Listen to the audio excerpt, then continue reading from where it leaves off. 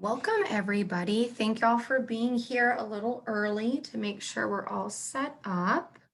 I'm going to be taking our attendance photos in about 4 minutes.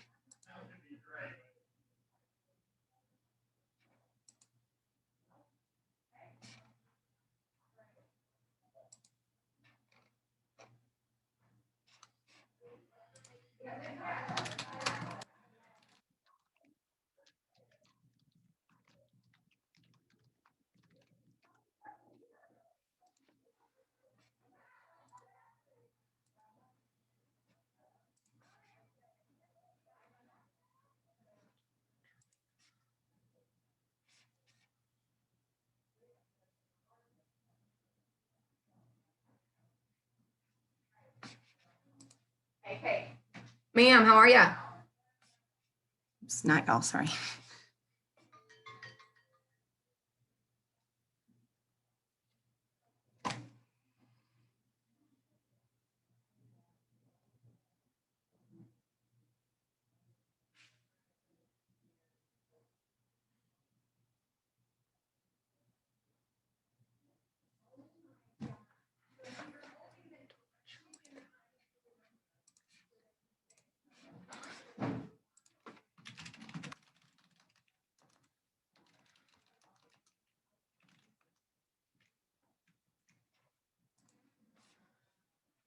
All right, guys, we have about 1 minute before we start. Dang, we're missing some people.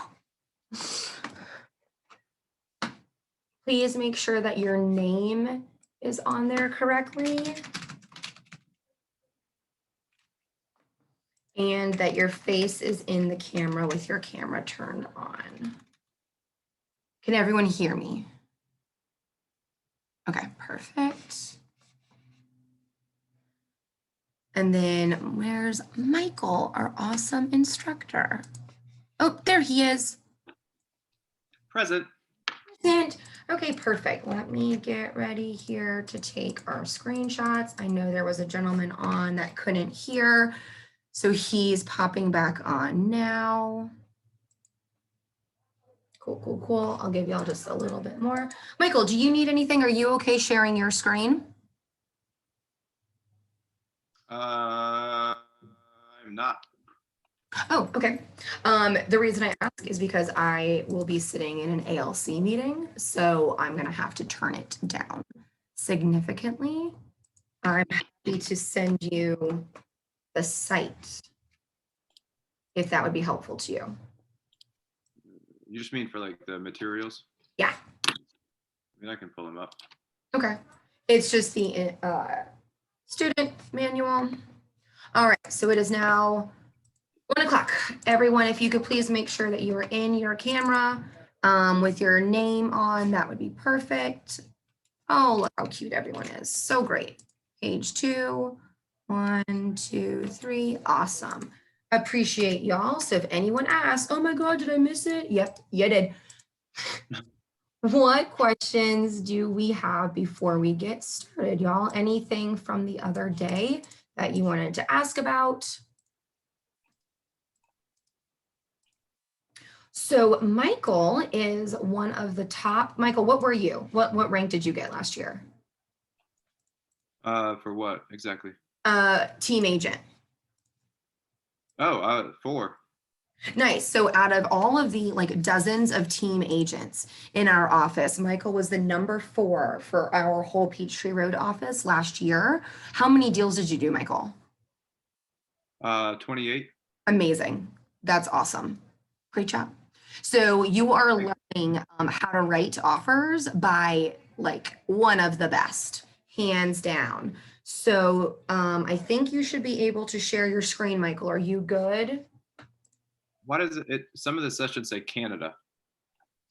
No, don't just do the US version. I'm trying to find that one. Oh, got it. All right, here we go. Perfect. Thank you so much. I think it'll just be easier since you are the instructor. And then y'all will take a break about 2:30 or so.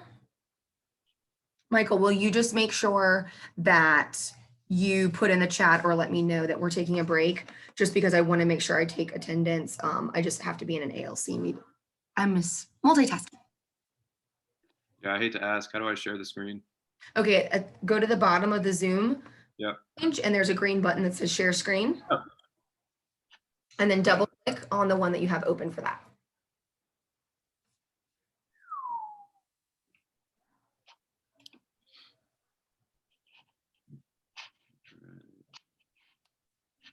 Sorry, guys.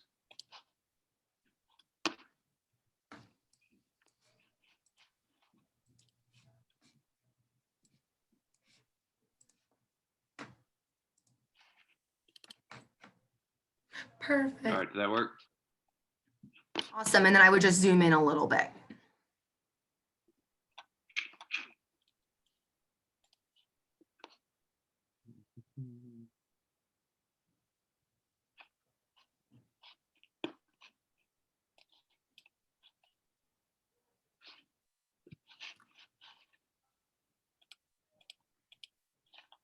Something like that? Yeah, that looks awesome. Does anyone need anything before we start? Perfect. Okay, please remember if you have to head out for bathroom break or anything like that, just in the chat, please say out and then in. Please make sure that you are in front of your computer at all times, paying attention, not watching TV on the other side of your laptop, etc., which we can surprisingly tell that's happening. Awesome. Thank you, Michael. Take it away. All right, thanks, y'all. Can y'all see my photo as well as the share screen? Yes. Or me? Or both? Yes, we can see both. Okay, great. Perfect. All right. So Katie introduced me, but I'm Michael. I've been a buyer's agent with Keller Williams for 6 years now. I hope to make this class as fun as I possibly can for everybody. I know these 3 hours can kind of drag on. But today we're going to be working our way through how to write offers as a buyer's agent, and then how to write or accept offers as a listing agent. So we've got the expectations that start up here. Learn how to present offers, learn how to receive offers, practice scripts, and then learn how to set the stage for a positive negotiation. So I'm kind of, at a loss, obviously, trying to figure out where you guys all are in your real estate career. Typically, when we're able to be together in person, I can kind of do a raise your hand if you've been in it for, a few months, if you've been in it for a year plus, if you've ever written offers or anything like that. So I'm at a disadvantage with that. But before we get started, is there anything with regard to our topic today that I could make a quick note of that you guys would like to cover? We'll go through the course material, but is there anything in particular that you guys have in mind for how you like to write offers, what we're seeing in the market today, as a listing agent, what you should be doing to receive offers, anything like that?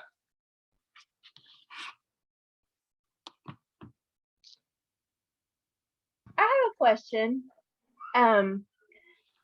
Once you write the offer and they counter back with something, how do you accept that? So like how to respond to counter offers? Yeah, All right. like if they choose to accept. I know if you counter back, you rewrite the contract and everything, but is there anything you need to do when they counter to accept it? So yeah, you have to sign their counter offer. Okay. We could dive more into that. But yeah, if somebody sends you a counter offer, there's just a new set of initials at the bottom of the page that you sign off on. If you want to re-counter, what I've found to be most successful is you actually send over a fresh offer with new terms in it. Okay. Yeah. All right, what else do you guys want to try and cover today?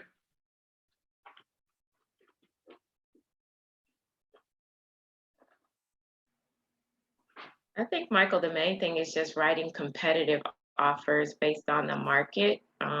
Is probably most helpful for us since we're just starting out. It's so, and I'm actually training one of our new buyers agents right now, so I can be a huge help with that. But yeah, writing offers right now when you're competing with probably 5 to 7, maybe 10 to 15 other offers is quite tricky. So we'll go through a lot of those strategies and techniques that you can use to kind of set yourself apart. I've found that typically if they get 25 to 30 offers or even 15 offers, there's usually like 3 or 4 that are the top 3 or 4. And so kind of my goal today is to try to help you guys find your way into that top 3 or 4.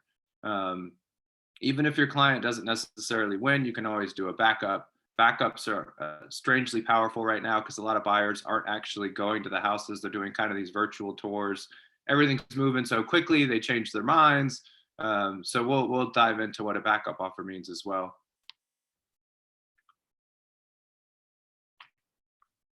Is there anything else before we get into the material that you guys are kind of wondering about or curious about or have questions about? I'm just starting off, so I'd really like to learn just how to even write an offer. I haven't done that yet. All right.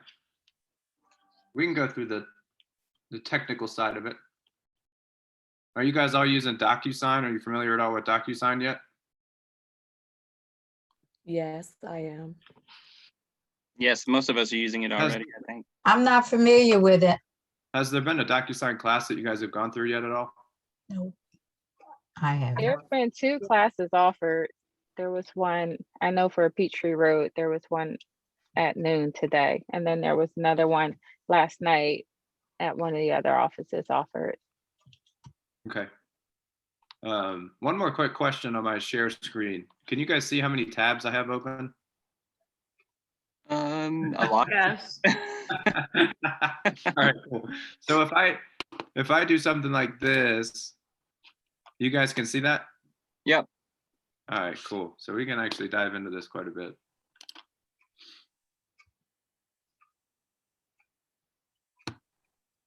All right.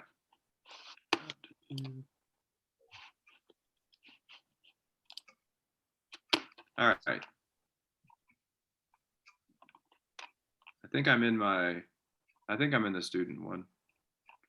All right, so we're gonna scroll ahead through all this. So is this the first time you guys haven't ever done like a lead generation to start the class? Or has that been the standard? Like usually we take 20 minutes when the class starts to go and lead generate or call contacts. We No, have we not haven't doing been doing any of that. it. You've never done that? You've done any of it? No, we have not been doing it just because of the nature of the class. So they've never made us do it. All right. We're supposed to do it on our own though, If I get 12:30 to 1. right? Blow right through that. All right. So I'm old school. I like to have this stuff on paper. So if you don't mind, I'll try to keep scrolling, but I'm gonna work through paper.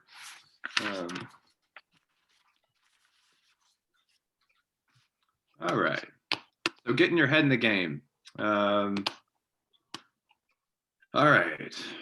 I'm gonna try to make this as helpful as I possibly can and stray away from, just stick to the material, but answer questions and kind of give examples and help you guys learn how to actually write offers and receive offers as listing agents. All right, so you were right. You asked that question at the very beginning. I don't remember who that was.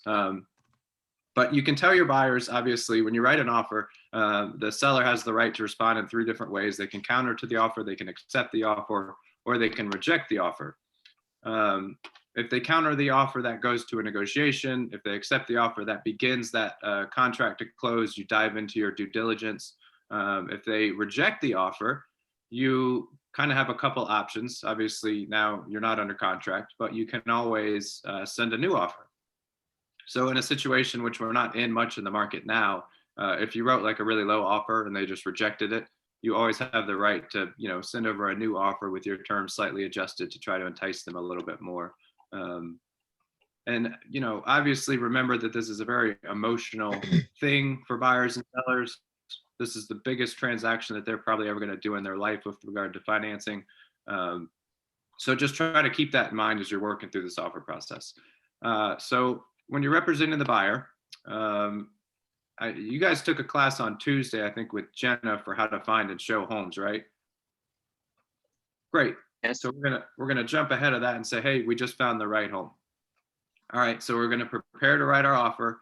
We're gonna write the offer, and then we're gonna present it to the listing agent. I'm not kidding you guys. I've spoken with 15 or 20 listing agents this year. And even the ones that say that they're receiving 20 plus offers or 15 plus offers, only 2 or 3 of the agents actually call them. So I can't even describe to you the importance of calling that listing agent. This goes back to when you're actually scheduling your first appointment to show the home. Call the listing agent, say, hey, I just want to make sure you guys are still available. You can even make it kind of funny because things in the market right now they're getting, we just had 71 showings over a weekend on one of our homes. So you can even call that listing agent on your initial appointment request and say, hey, look, are you tired of getting phone calls for this property? And they'll kind of laugh, and you can kind of start to build rapport with that listing agent. But make sure that you're doing that for every appointment that you schedule. Because the worst thing that can happen is that you call the listing agent after you show and say, hey, I've got a client that's interested. And what they respond with is, actually, we went under contract last night at 11 o'clock. So make sure you're calling that listing agent. So let's see. All right. So here's your checklist. We're on page 13. I know I'm sharing the screen, so forgive me, but this is your checklist for what to do and best practice for how to prepare to write an offer. This one's huge, and this one's not even like a checklist for writing an offer. This is like a checklist for making sure that your buyer's ready to go. Getting their pre-approval letter and explaining to them that you might have to compete with cash in this market, and that in order for us to compete, you have to get a full pre-approval letter, and explaining to them the difference between pre-qualification and pre-approval is extremely important. Is there anybody in the class right now that can tell me what the difference is between a pre-qualification and a pre-approval letter? I know you want the pre-approval letter more than the other one. If that helps. Pre-qualification is just like where they say what their income is and they qualify them based on that. And then pre-approval is where they actually dig into it, verify the funds are there, and get it that way. That's exactly right. So yeah, pre-qual is just them giving information. Pre-approval is they've actually been underwritten through an underwriter.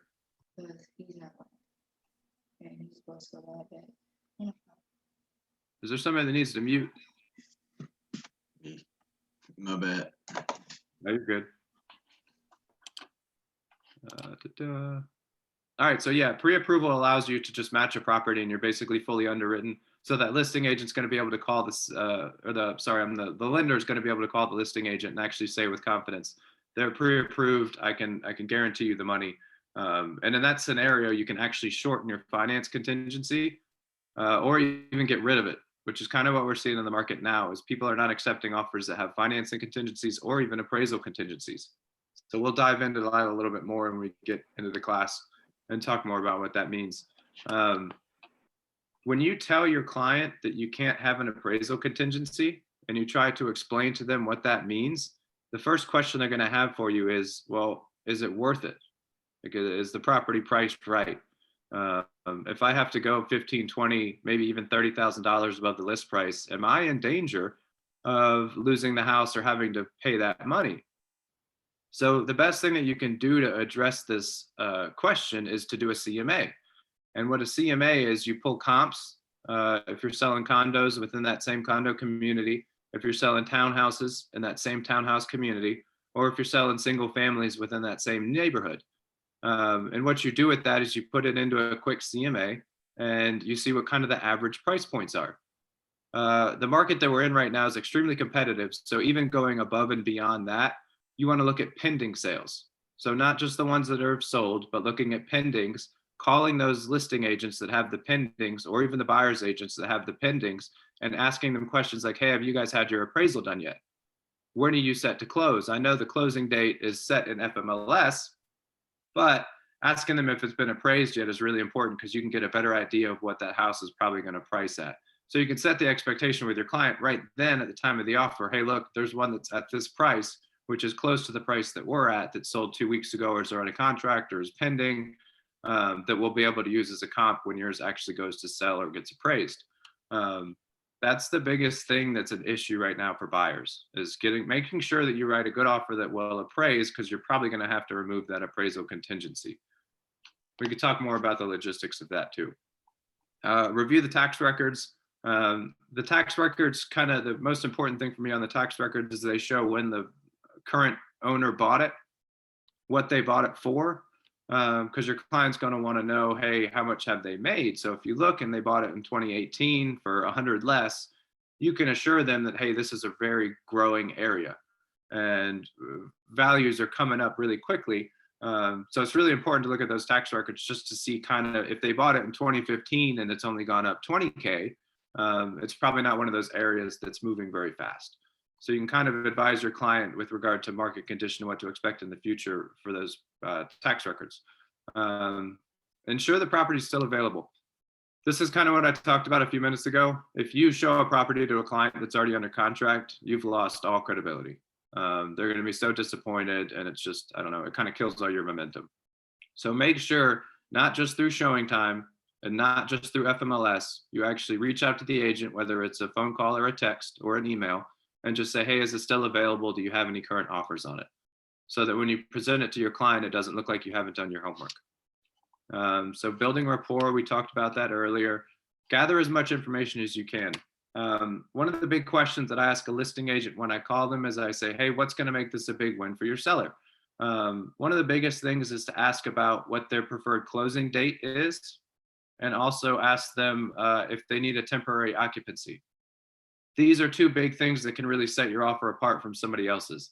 If they need 2 or 3 days to get moved out and that's going to make them comfortable, that's a very easy thing to accommodate as a buyer, especially in this market where people are looking and they've got time. So make sure you ask those 3 questions. What what's going to make this a big win for your seller?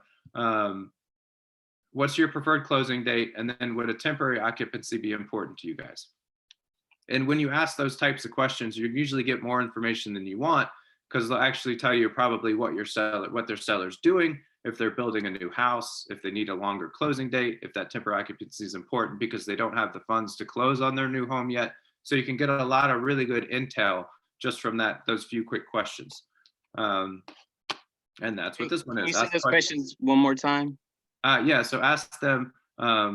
So first off, just say, hey, look, I really want to know, obviously price is important to your client. We'll bring you the best price that we possibly can. First question, do you guys have a preferred closing date?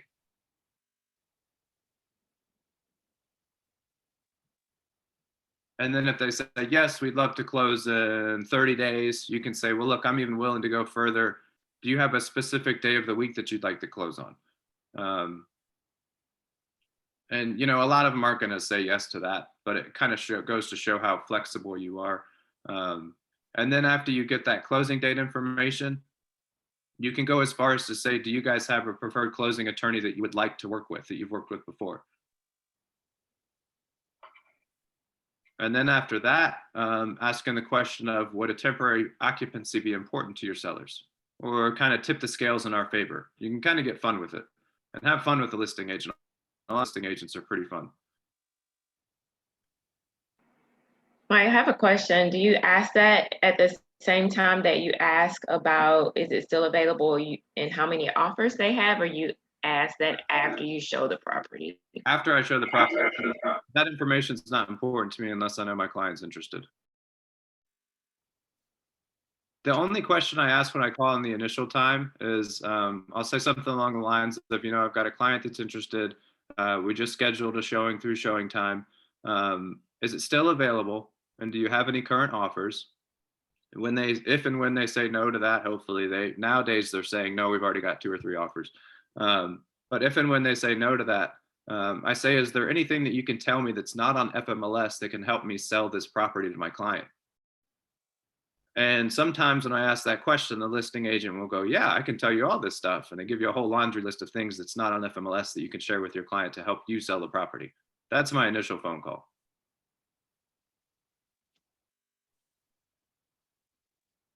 And then the next one's, if the client's interested and says they want to write an offer, ask about closing date, temporary occupancy, and then what would make this a big win for your clients.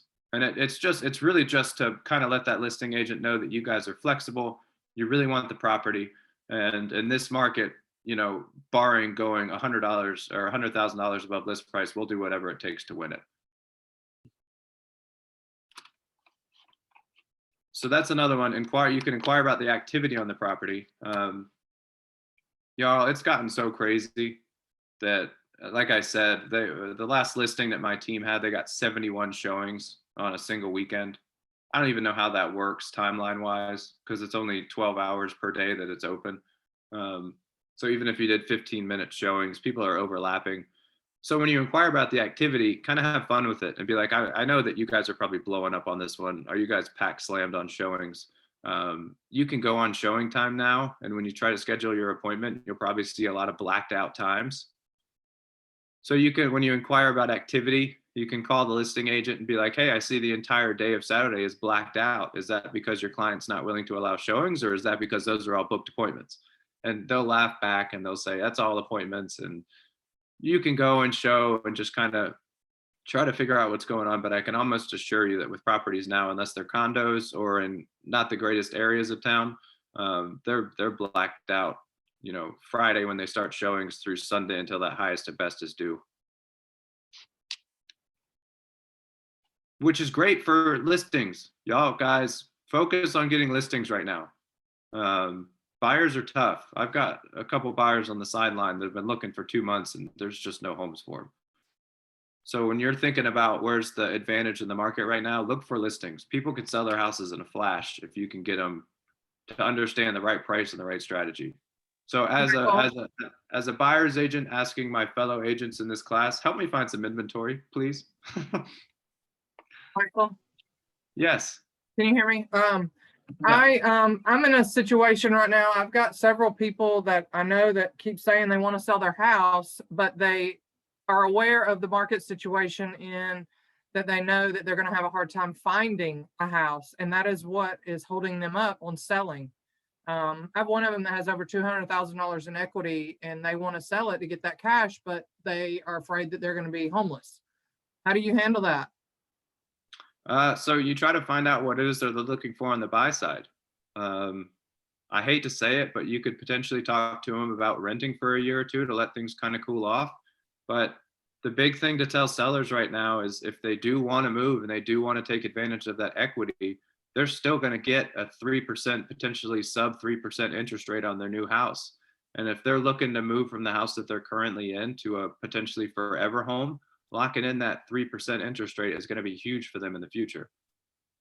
So it's really just about trying to figure out what it is that they want to look for. Once you find out what they want to look for, checking out the market and seeing if there actually is any inventory for it. And then if there is, presenting to them the inventory and saying, hey, look, this is what we could potentially go look for. I would highly recommend trying to sell your house right now if you can.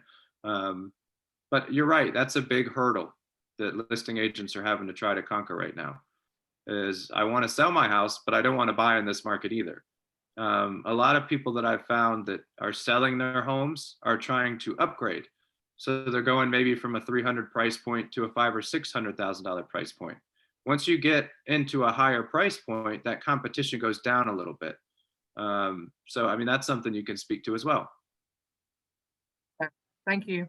Sure. Well, are they asking specific questions? Like, did that help at all with what you might be able to try and overcome with the seller?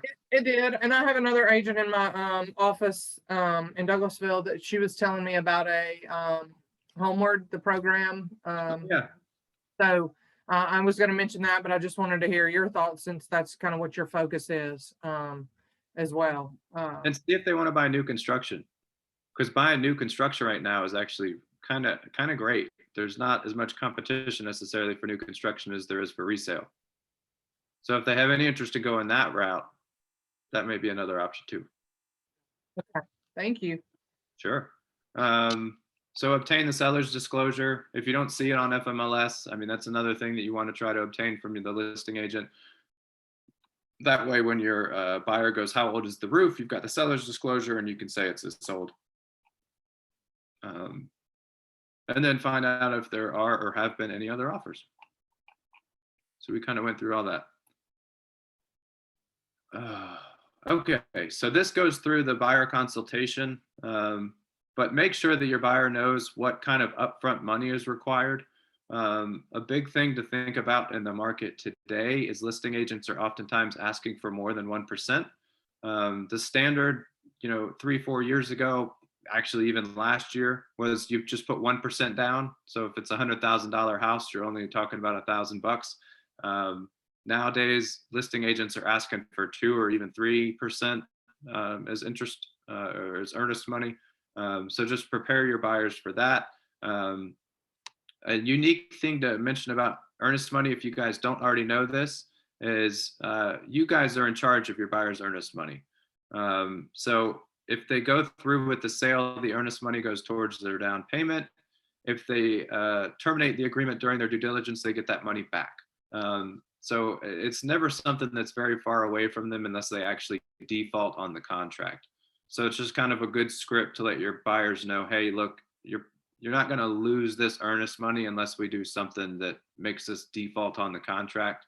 And if you want, we can have a longer conversation about what it actually means to default on a contract.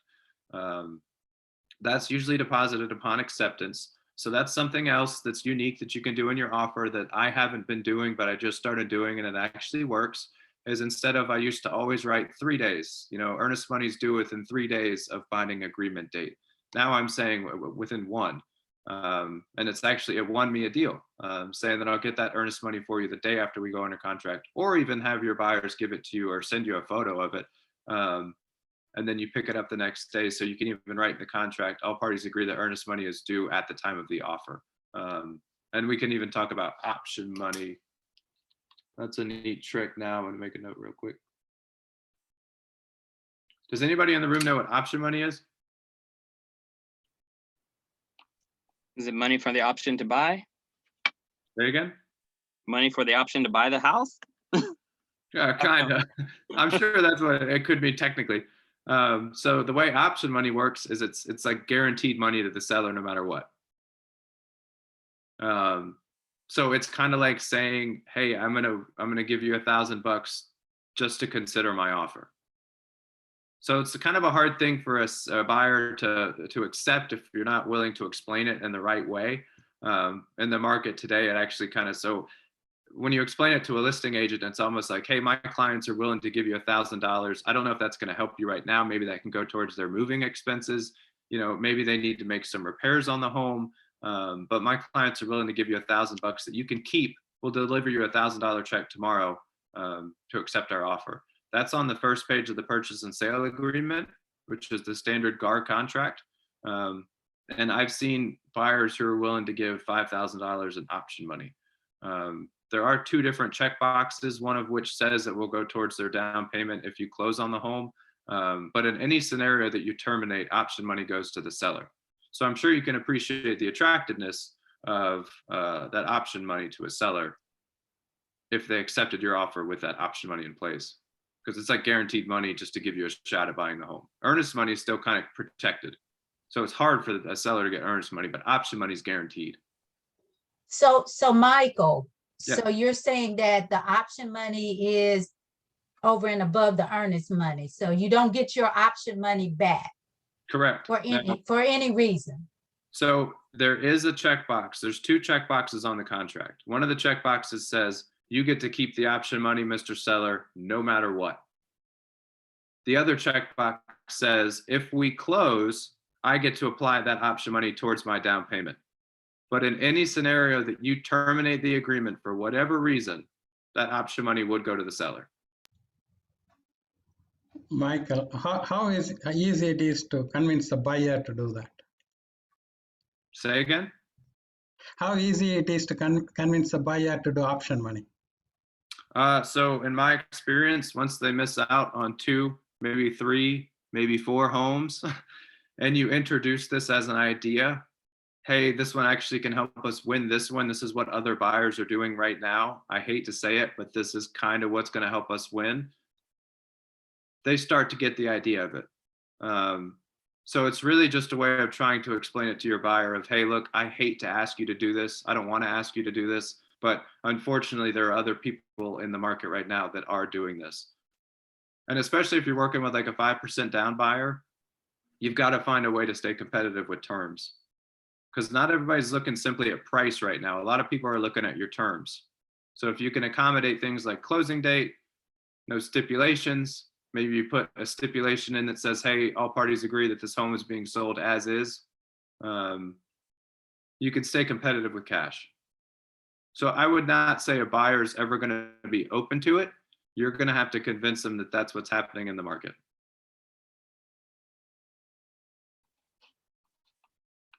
Thank you. Sure. I have a question. Yeah. I'm not sure if you already said something about this, but if you do put in option money, then are you also putting in earnest money as well? Or can they kind of just look at that as earnest money, like a 2-in-1 type thing? No, you'd be putting in both. You're never going to have a 0 earnest money. So this is kind of like just on top of that. Okay. This is a nice thing. I'm sure you guys are already all doing this, but make sure you bring your laptop on showings. That way, you know, you can kind of write the offer with your clients at the time of if they'd like to, so you can go over those terms with them instead of trying to do it later at 10 o'clock at night on the phone. All right, so a cover letter. These are 2 quick tips that make offers look more attractive than if you don't have them. The first cover letter is asking your buyer to write more or less a love note.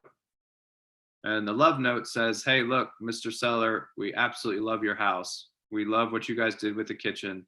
We can see our kids playing in the backyard. We met some of the neighbors. They're really sweet. This is actually only 10 minutes from my job.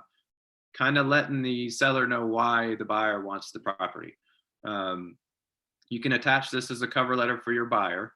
One new thing that our team has been doing lately is actually adding a cover letter from us. So the cover letter from us actually summarizes and highlights some of the areas of the offer. So typically when you write an offer, you send it through an email and you attach it as a PDF. And in the email, you write what looks like this cover letter. Now there's no way to know if that email actually goes to the buyer or the seller, right? Because it goes to the listing agent. You hope, you know, that they'll share the email with your terms to the seller, but you know, they're not always going to do that. So instead, the first page of the actual offer, that's that PDF, is a cover letter. And what that cover letter looks like is, you know, hey, thank you so much for your time with this transaction. I look forward to working with you guys. Here are some highlights of my offer. And you say, you know, here's our price. We're not asking for any closing costs. We've got, you know, a short 5-day due diligence. Say we've got option money of $1,000. We gave you 2% in earnest money. The only special stipulations we have are in your favor. And maybe that's like a sold as is stipulation, or that escalation clause stipulation that says we'll go X number above the next offer. You know, we've got no finance contingency. We've got no appraisal contingency. And so you kind of just highlight your offer. So when the buyer or the seller receives your offer, that's the first page of it. And if they have any questions, they'll ask the listing agent to help explain what all this means. But if you don't do that in the cover letter, they may never see it. And I've actually had instances where I feel like I've lost a deal because the listing agent wasn't even skilled enough to explain to the seller what it was that we were offering. So Do you take have that, a copy of that you could share with us? a cover letter? Yeah. Maybe. Yeah, let me make a note. I'll talk to Dory about sending it out. Or even just giving us some bullets again, just slowing down a little. So we can just- Sorry, I tend to talk fast. So the- I've got something really quick. I've heard recently that the love letters are becoming like a violation of fair housing. So are you guys like working around that? Because I know you can't get too specific with like family, children, that type of stuff. So are you like, what do you, I guess, recommend? So that would actually be a really good question for Kathy. I typically write the love letter. I've never had any issues with it. I know there was an instance a couple months ago where a lot of people were asking if they should add a family photo. And I think the photo got a little tricky because that's fair housing. Like if you had a certain racial group that wanted to accept an offer from a certain racial group, and obviously they have no idea what the ethnicity or racial group was, if they just looked at an offer that's in black and white. But if they got a photo, there might be some, sway one way or the other. So I have heard about the photo. However, I don't think that just saying, I like these features of the house, or maybe it's close to my work. Maybe you shy away from saying that what I said earlier, that you could see your kids playing in the backyard. But I think as long as you keep it real estate related, you don't talk about schools, you don't talk about crime rate or anything like that. You just say, hey, look, we loved what you did with the kitchen. We want to continue in this home what you guys have clearly already started. And kind of keeping it generic in that sense would probably be safe. Okay, yeah, that makes sense. So that's the two things right here, these 2 bullet points. The cover letter summarizes the offer. And then the second one is the letter from the seller that humanizes the offer. And a lot of times, if it's an investor, it's probably not that big of a deal because the investor is just looking for best price. But if it's like a family that lives there and it's a family neighborhood, and you've gotten a feel from the listing agent that they're moving to their new home, that kind of stuff you can try to take advantage of by putting a face to the offer. Do you guys need to go over technical things like how to actually put an offer together? Transactions. What's a buying loop? There was a term there that says create a buying loop. Yeah, so that's an old term. Like if you look at my screen here, this is dot loop. So when she says create a buying loop, that's what the loop is. But in DocuSign, it's just you go in and you create a contact. And then once you create the contact, you can add docs to it. And that's what creating the loop means, is adding those docs into it's called a room, and then you move them into an envelope. Okay, yeah. This should be updated to say create a room. Okay. A room. The neat thing about DocuSign, I'm sure you guys already know, but you can put people in order. So you can send it to your buyer. Like with dot loop, it had to be like your buyers signed it, then you had to go back in and download it and send it to the sellers, and then the sellers would sign it, and it was a whole big process. But with DocuSign, you can actually put them in order. So the second that your buyers sign it, it automatically sends it to the sellers and the listing agent. As soon as they sign it, it gets completely bound and sent back to you. So that's just one little neat trick about DocuSign that dot loop didn't have. And again, with those cover letters, and this includes the buyer's pre-approval letter too, download this all into one single PDF document if you can, and send it just as one document, so that when that seller opens it up, they see all of it at once. They can't miss anything, and the listing agent can't screw up and not send them something. All right, what was the last checklist? All right, so the checklist for actually writing an offer. This goes into kind of the contractual technicalities of the purchase and sale. But obviously there's the price and the terms. They're going to want your opinion of what the price should be. So just kind of say, hey, look, if you're at the listing then, and you're not quite sure what the CMA should be, just say like, hey, as soon as I get home, I'll do a quick CMA and I'll let you know what I think the price should be. When it comes to buyers right now, you guys kind of have an advantage because they're getting so many offers at such high prices that it kind of doesn't matter what the property's worth. If you want to be competitive and get the house, you kind of have to offer what the next best offer is going in at. So just keep that in mind. If it's, $250 and they've got offers for $275, your buyer's going to have to go in at least $275 or $276 just to have a chance to buy it. So kind of keep that in mind when you're looking at those CMAs and trying to price properties. With regard to terms, that's all the stuff that we just talked about with regard to due diligence. A lot of folks these days are removing their appraisal and financing contingencies, which is a tough pill to swallow, and it's a kind of a difficult script to go through with your buyers. But worst case scenario, our contract does state that the only thing that a seller can do is go after a buyer's earnest money. So if a property doesn't appraise and you don't have an appraisal contingency, I know it's hard to say to a buyer, but the worst thing that can happen contractually is they just lose their earnest money, which is why sellers are now saying, hey, we want them to offer 2 or 3% in earnest money, because they want that pill to be harder to swallow if the property doesn't appraise and you don't have an appraisal contingency. So Michael, yeah, based upon what you see recently, what's the percentage of offers that have not appraised well, but the price difference is like $30,000 to $40,000 or more? It's a hard number to ask, but probably 75 or 80%. Okay. It all depends on the listing agent. If it's a good listing agent and they price it right with a good strategy, they'll probably get 5 or 6 offers. If it's a listing agent that way underprices it, that's when you get into those 15, 20, sometimes 25 offers on a single property. Yeah, I had a conversation with one of the listing agents yesterday that the price that person listed is significantly higher, and the CMA does not come anywhere close to what that person has listed. And she said, do the best you can. Sure. So in that scenario, that's when you look at those pending sales. So in a normal CMA, you just looked at closed sales. So if you look at pendings and put the burden on the listing agent, say, hey, look, help me understand what you're seeing that makes you think that it will appraise at this price. Because keep in mind, Mr. and Mrs. Listing Agent, if it doesn't appraise, my buyer has the right to back out and you don't get to sell the home. I've got a ready, willing, and able buyer where you're $15,000 above list. I know you've got one that's $30,000 above list, but taking that offer is probably not in the best benefit of your seller, because what if this thing doesn't close at all?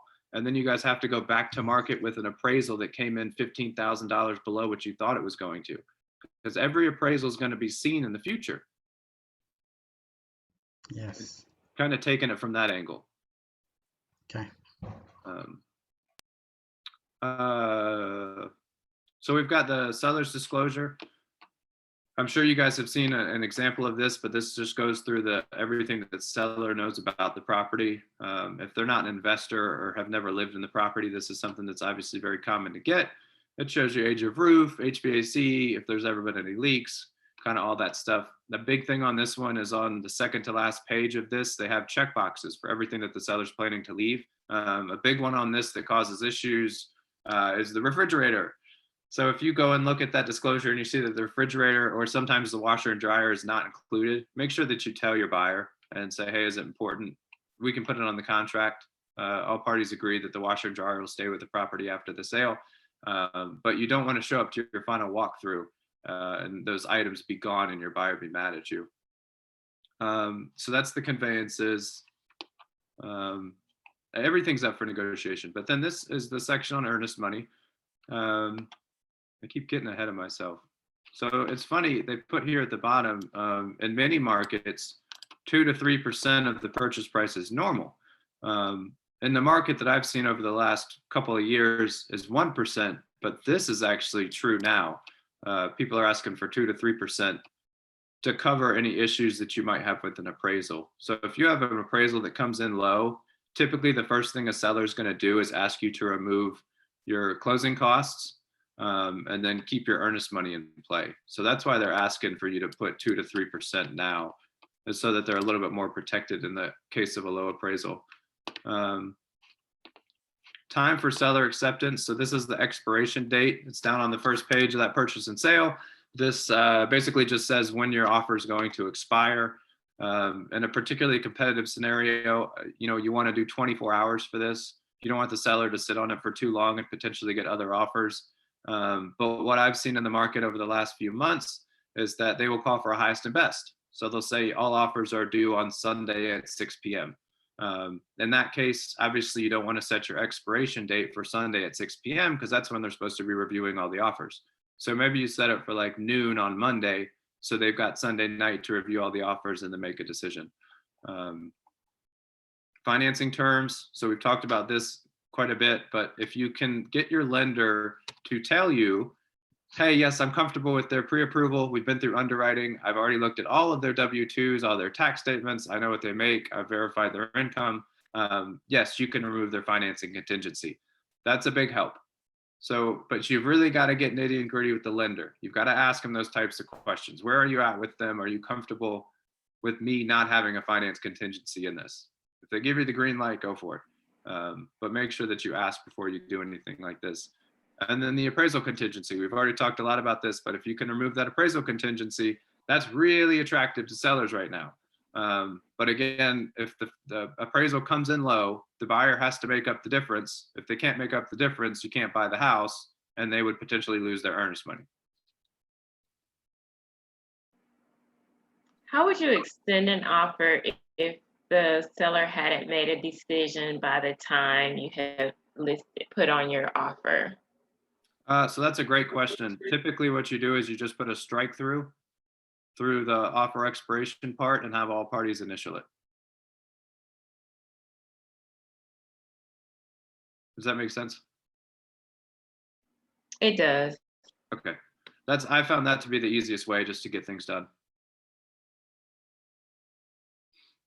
In these multiple offer scenarios, I hate to say it, and y'all can't quote me on this even though I'm being recorded by KW International, maybe don't put an expiration date on it. If it's one of these ones where they're getting, tons of offers and they're not going to ride it out for another week and you're going to stay in touch with that listing agent, maybe just don't put an expiration date. That might make your offer look like you're trying to be more flexible. But in a scenario where you're the first offer on the table and you want to make that seller feel the anxiety of, I got to accept this, or maybe they're going to walk, definitely don't do anything more than 24 hours. Michael, do you have any experience with the VA appraisals? How are they faring in this market? Because, to get for our veterans and those that can benefit from these VA loans, you have to get an appraisal to get at 0% down payment. So do you know do you have any experience with it? Not this year, Okay. not necessarily in the market that we're in now, but the one thing that I can share with you is that VA appraisals actually take into account the quality that the home is in. Mm-hmm. So if you're walking through a home and it doesn't have appliances, or there's a hole in the roof, or so that's going to be an issue. But from a standpoint of just values, I don't think I've seen a huge difference between that and conventional appraisals. Okay, thank you. Sure, great question. So the next one's the buyer approval letter. Make sure that you have this. If you had asked me 6 months ago, I would have advised you to put the value that you're actually offering. So if you're offering $350, you get that lender to send you a letter that says $350. Because if you let them know that pre-approved for $400, they're going to try to negotiate with you and be a pain in the butt when you ask for closing costs at the inspection. But now, since every offer that I've written since January has had an escalation clause in it, showing the seller that you can actually go a little bit above your pre-approved amount is actually helpful. So maybe if they're a $350 buyer, you get them to write a letter for $375, or get them to write a letter for whatever your cap is for your escalation clause. So let's say that the offer is $350, but you say we'll escalate all the way up to $400 in the event that you get another better offer. Make sure that your pre-approval letter actually says what they're pre-approved for up to the escalation clause. Does that make sense? Have you guys ever worked or talked about the escalation clause? Break that down again. What was that? Can you break it down again? So An escalation clause, and my best advice is to work in odd numbers. So if a buyer says to you, I want to offer 350, try to get them to go to like 351 or 352, because every agent and their sister out there right now is writing 350. So if you can come up with an odd number, that's actually going to be a huge benefit. The way the escalation clause works is it basically says, if you get an offer that's higher than mine, we'll go X number of dollars above that offer. So say we're at 350 and you get an offer at 355. My buyer is willing to go up to say 357, $2,000 above the next best offer. So with regard to the pre-approval letter, if you're writing an offer for 350, but saying, hey, we'll go with an escalation clause all the way up to 375 if we have to, that pre-approval letter for 350 doesn't really mean much to them. So make sure your pre-approval letter matches whatever your cap is for your escalation clause. And again, with that escalation clause, what a lot of agents are doing right now is saying, we'll go $1,000 above the next best offer. So a way to differentiate yourself is to say, we'll go $1,200 or $1,700 or maybe $2,100 above the next best offer. Because they're gonna get multiple offers that have that escalation clause in it. And I'm telling you, like 90% of them are just for $1,000. And when you tell your buyer, hey, look, $700 is gonna mean basically like, I don't know, $1.50, $2 on your monthly mortgage payment, it's a very easy pill to swallow. So it's basically like putting a stop limit order in.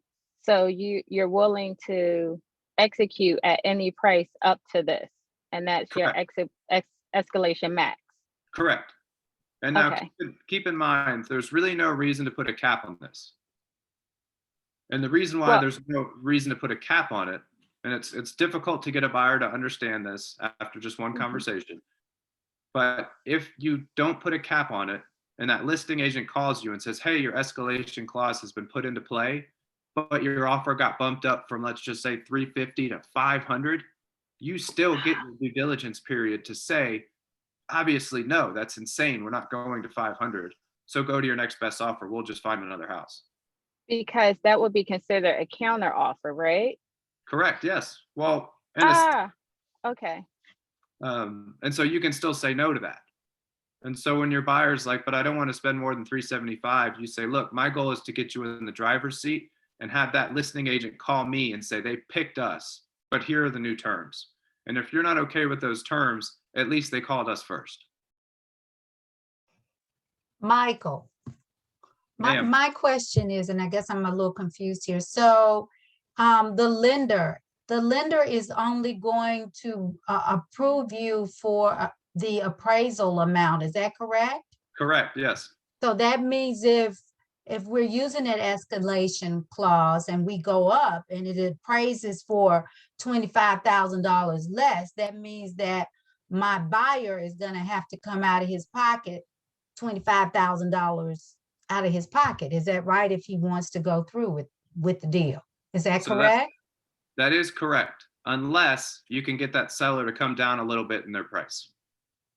So what you're saying though, as long as we have that due diligence period, and we then have the option of coming out of the whole thing.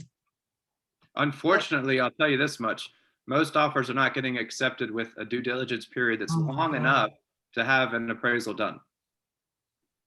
Okay. So if you remove that appraisal contingency, you're really not protected. And I'm just telling you guys this to see what's going on in the market. I hate to say it, but buyers are getting killed right now. We're having to remove a lot of protections that are pretty standard in contracts, which is extremely unfortunate and difficult to do. But in any scenario, I always tell my buyers the worst possible thing that can happen is you'll lose your earnest money. So yes, in a scenario where say a property came down $25,000 as the appraised price versus the sales price, and your client only has $5,000 worth of earnest money, that's a pretty easy decision to make. Do I bring $25,000 difference to the closing table, or do I just sacrifice this $5,000 in earnest money? I know it's a tough pill to swallow either way, but in this scenario, this is what it's going to have to take to get the house. A tough bill. $5,000 is a lot of money. Yes, it is. Right. It's less than $25,000, but yes, no, I totally agree and understand. And it depends on what price point you're in. If you're in that $150,000 to $200,000 price point, $5,000 is a lot of money. Quick question.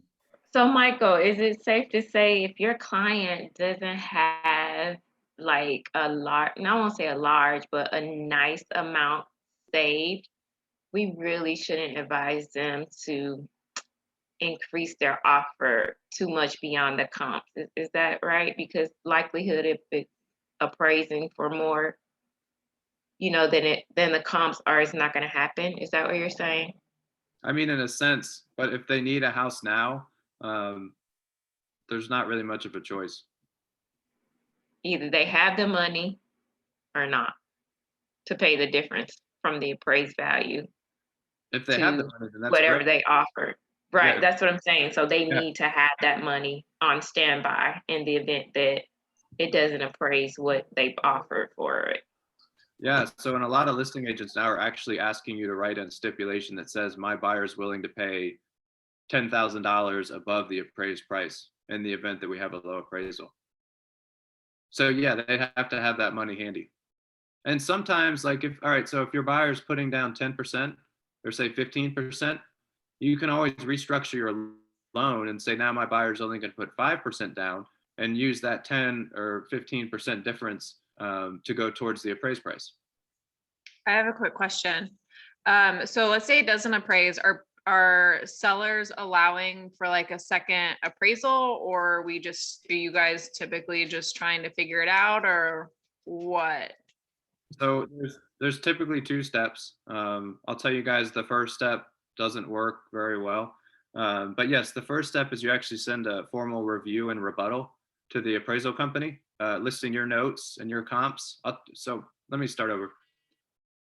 When you have an appraisal, you want to send the appraiser comps, and you want to send them notes. You want to send them reasons for why you think this property should be priced at the price it is. Then when they send you the appraisal, you go through a review and rebuttal process, and you actually send them the comps again with new notes, with things that you saw in the appraisal report that you think should be different. And they have the right to say, yes, we agree with you, or no, we don't agree with you. We're going to change the value, or we're going to keep the value the exact same. I would say only about 5% of the time do they change the value. So that's not usually your best bet, but that's the first step. Then yes, and push your lender to pay for the second appraisal.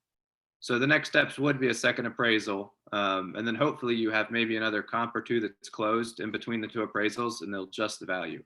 I just had one where the appraiser went out and it was a 350 price point, and the appraisal came in at 342. So we did a review rebuttal. He didn't change his value. But in the meantime, a townhome closed that was almost identical at 350. So we had a second appraisal done, and the new appraisal came in at 355. And just to see it from it was like a 5-day period, the value went from 342 to 355. So yeah, those are the two steps: review, rebuttal, and then a reappraisal. So Michael, I got it revised 2 weeks ago, the same appraisal. I did. So the lender came with an appraisal which was like 30,000 below. I said, you are comparing to last March sales, and it's now no more relevant. And then I gave them a couple of comps, asked them to look at it again, and they came back with a much higher number. Nice, that's fantastic.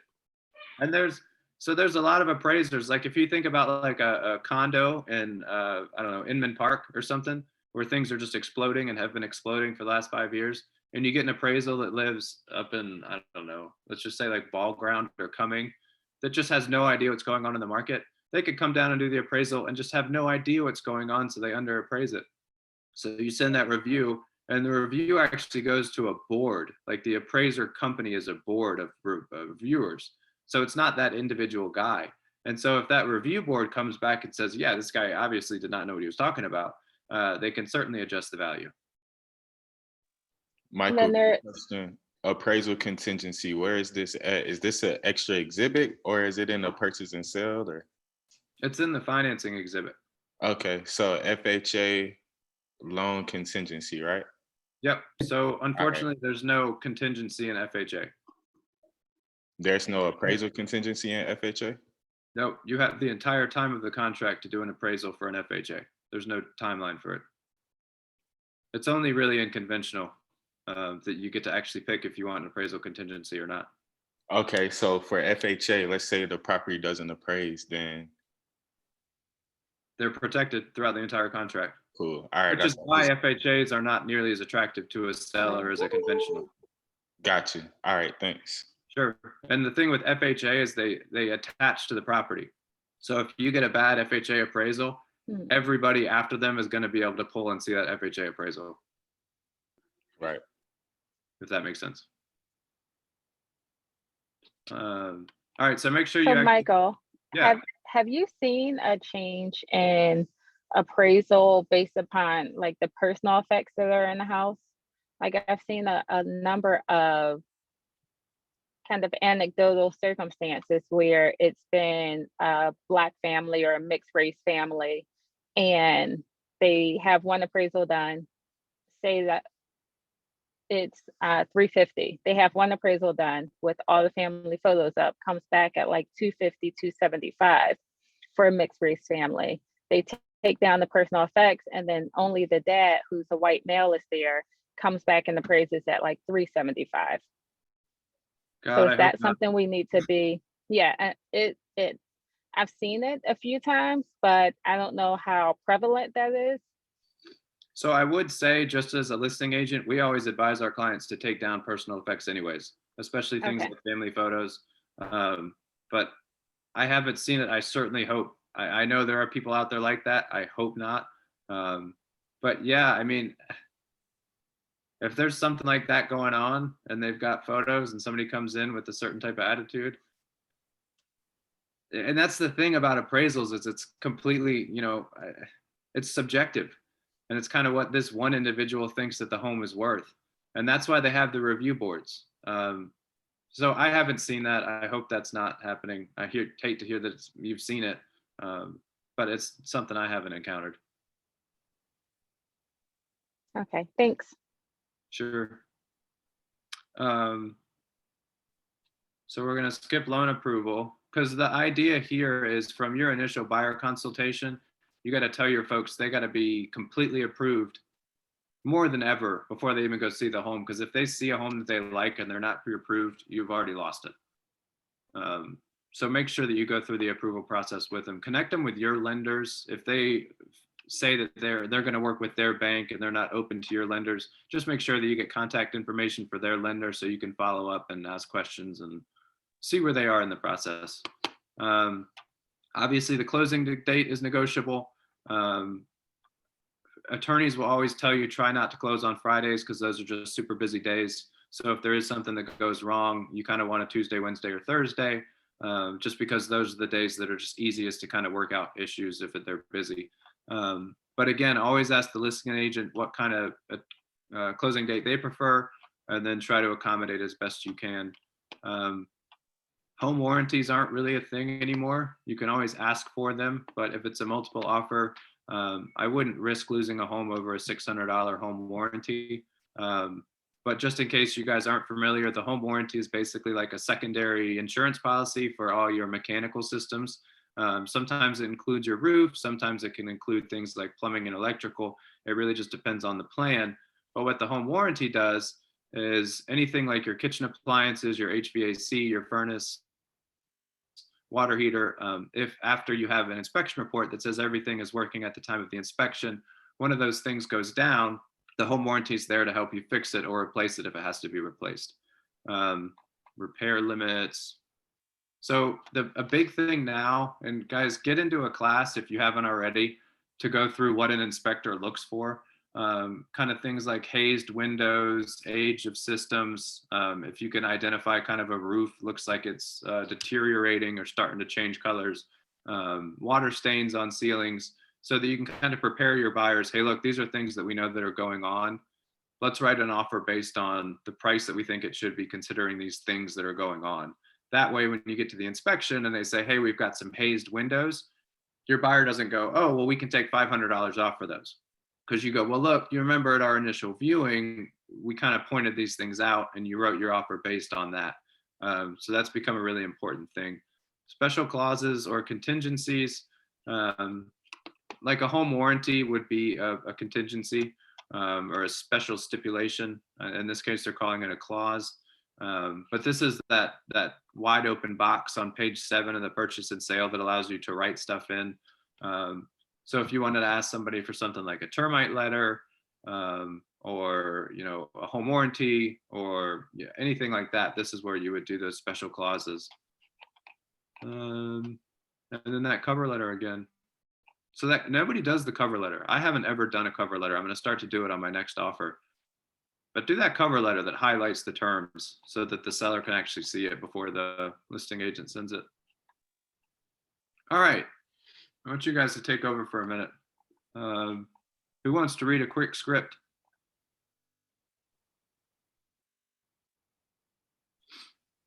If anybody wants to, feel free to just jump in and start reading it. I'll do it. All right, thank you. So this is when the buyer wants the seller to make repairs. So you've had your inspection done and your buyer says, well, here, I've gone through the inspection report. This is what I want the seller to do. And it offers some handlers. Okay, so Ms. Buyer, you have until you have a physical inspection, we will not know how important these, we will not know how much these items will cost. And we could find additional repairs we may want to negotiate. Consequently, we have 3 choices. You can offer the seller less money now to compensate for these items, or you can ask the seller now for a credit to repair these items using your own contractor. Or I usually advise clients to wait for the physical inspection and negotiate all repair items at one time. How would you like for me to negotiate this offer on your behalf? Thank you. So that's actually perfect. That's what we just talked about. So this is when you're walking through the house the very first time and you see that like the basement wall is covered in water. And so you tell your buyer, hey, this is probably going to be an issue. Here's what we can do about it. But again, usually, obviously, we advise, let's get an inspection done to see what's really going on with it. And then you tell the listing agent right away. If your buyers still want to submit an offer on the property, you call that listing agent and you say, hey, look, obviously we noticed these items that are wrong with the home. These are probably going to come up on the inspection. Is your seller aware of this kind of stuff? And you can even cross-reference this with seller's property disclosure, because if there is any kind of leaks or water intrusion, they're supposed to list it on their seller's disclosure. So this is kind of your opportunity to let your buyer know, hey, we're going to buy this house based on the condition that we see it in today. Here's kind of a couple of the remedies that we could take based on the inspection if these do actually turn out to be legitimate issues or if these are things that the seller has already addressed. So this is my favorite one because you can't make a low offer right now unless you're buying an extremely overpriced condo. So who wants to read this one real quick? This is when somebody wants to make a low offer. I can read it. Ms. Buyer, there are 3 ways to negotiate a transaction. 1, you can make a low offer and run the risk of the seller rejecting it or countering back at full price to compensate. 2, you can make an offer closer to the asking price and be less flexible if there's a counter offer. Or if you really want this home and are concerned that another buyer may purchase it, you can make a full price offer and give the seller what they want. It's your choice. How would you like me to negotiate this offer? Thank you. That was great. And a lot of times we use the word offended. A lot of times I say you obviously don't want to offend the seller as your first offer. We need to come up with a term, anything 500 and below. You've probably got 25 to 30,000 bucks where you could go below an offer without offending them. Once you get up 500 plus, now you start to flirt with maybe 35, 40, maybe 50. But you've got to tell your buyers that the worst thing you can possibly do is send an offer to a seller, have them completely reject it. You have to tuck your tail between your legs and go back with another offer if you actually really want the house. So you've got to help your buyers identify what a fair number is to the seller. If there's no other offers, you can kind of play with it and you can submit kind of the offer you want. Just keep in mind, if you go too low, it's actually going to hurt you. And I'm sure you guys have heard quite a bit about the worst thing you can do when you're listing a property is to overprice it and let it sit. The longer a home sits, the worse it is for everybody. It's the exact same thing on the opposite side with a buyer. The worst thing you can do in the beginning is underprice an offer. If you do that, it sits, somebody else could come in and take it. You've offended the seller. They don't really want to work with you because they see how difficult you are with just your initial offer. So make sure that you look at comps, and if you don't think it's a fair offer, you tell your client, hey, look, we're going to offend the seller and we're probably not even going to have a shot at a next offer. Presenting the, all right, so let's do this one real quick. We've got a break coming up in a few minutes, so bear with me. Because there we go. So when we jump into this representing the seller, so this is our last slide and then we'll take a break. All right, so this one's really important. We talked about it earlier, but when you're presenting the offer to the listing agent, all right, so again, I've had agents that have told me they got 30 offers on a property and only 4 agents actually called them. So this is something that you guys can still do that's really going to set yourself apart from your average agent. Call the listing agent immediately and let them know that the offer is coming. So as soon as you hit send on that email, and make sure you write a decent email, something along the lines of, hey, thanks so much for your help so far with this listing. My buyers are super excited to buy this property. I've attached an offer for them below. Tell them about the pre-qualification or the pre-approval. They're working with my team's favorite lender. Here's their contact information. It's also on the contract. I'm going to have them call you, but please feel free to reach out to ask any questions. We want to make this as smooth and easy as possible for you and your sellers. We're extremely flexible on closing dates. Just write that email so you don't just, no subject, no nothing. You just send the offer. Don't do that. Make sure you actually write some content in there. So call that listing agent, say, hey, look, we just submitted an offer. I just emailed it over to you. And it kind of reiterate that email. We're extremely flexible with closing dates. We want to make this easy and smooth for you guys. I hope you can see the benefit in our offer. Please call me first if there's anything else that we can do to make this a sweeter offer. If you get any other offers, if they don't have any at that time, please call me first and tell me if there's anything we can do to make this the winning offer. Invite the listing agent to the buying loop. So make sure that this is another tip that I got recently. When you download your offer as a PDF, you can rename it. So name your offer PDF document, actually like the property address, your buyer's last name, and then maybe your name. So when the listing agent gets it, it's very clear whose offer this is. Also put that in the subject line. Don't just, because I used to download them and it would say multiple documents from .loop. Then I would just attach that and send it. So one of the tips I got recently is that obviously doesn't help the listing agent. When they get 30 offers, identify which one's yours. So again, the idea here is to make this as easy as possible for the listing agent. Request a reply within the shortest amount of time. So we talked about that earlier, but 24 hours.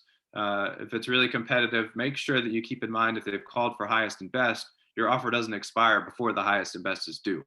So if you write the offer on a Friday and you put 24 hours and they've called for highest and best on Sunday at 6, your offer's already expired. You look like a silly agent and you kind of already got off on the wrong foot.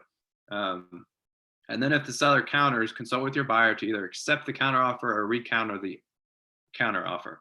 So, if you're at 500 and you offer at 450, they come back at 475, you can obviously call your buyer and say, hey, look, you maybe want to try for 470, or you cool at 475. And ideally, you already know the answer to this question, but that's obviously how it works if you get a counter offer. And then a big thing is to take, so you've shown this house, right? Your buyers have said, we want to submit an offer. There's potentially 4 or 5 days that have gone past since they've seen the home and you've started to talk numbers with them. So it's really important to get them back to a place of when they walked through that home, because it could potentially be 4 or 5 days. So they've lost that what I love about the house, that feeling. So use some scripts to get them back to, hey, do you remember when we walked through the house? Do you remember that kitchen that you were in love with? Do you remember how big that backyard was? Because at this point, they've lost that. They're just thinking numbers. They're thinking unemotionally, logically. And so when you're going through this, make sure that you can take them back to where they were when they walked through the home.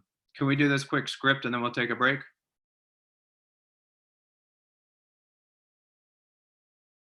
Mr. or Miss Buyer, by countering the never mind, my baby's crying. Somebody else. You're good. Mr. or Miss Buyer, by countering the seller, has essentially just sold you the home for $200,000. If we counter at $195,000, it allows the seller to walk away from you or accept another offer in the interim. It is the risk of selling away your dream home for only $5,000. Are you okay with that risk? Bingo.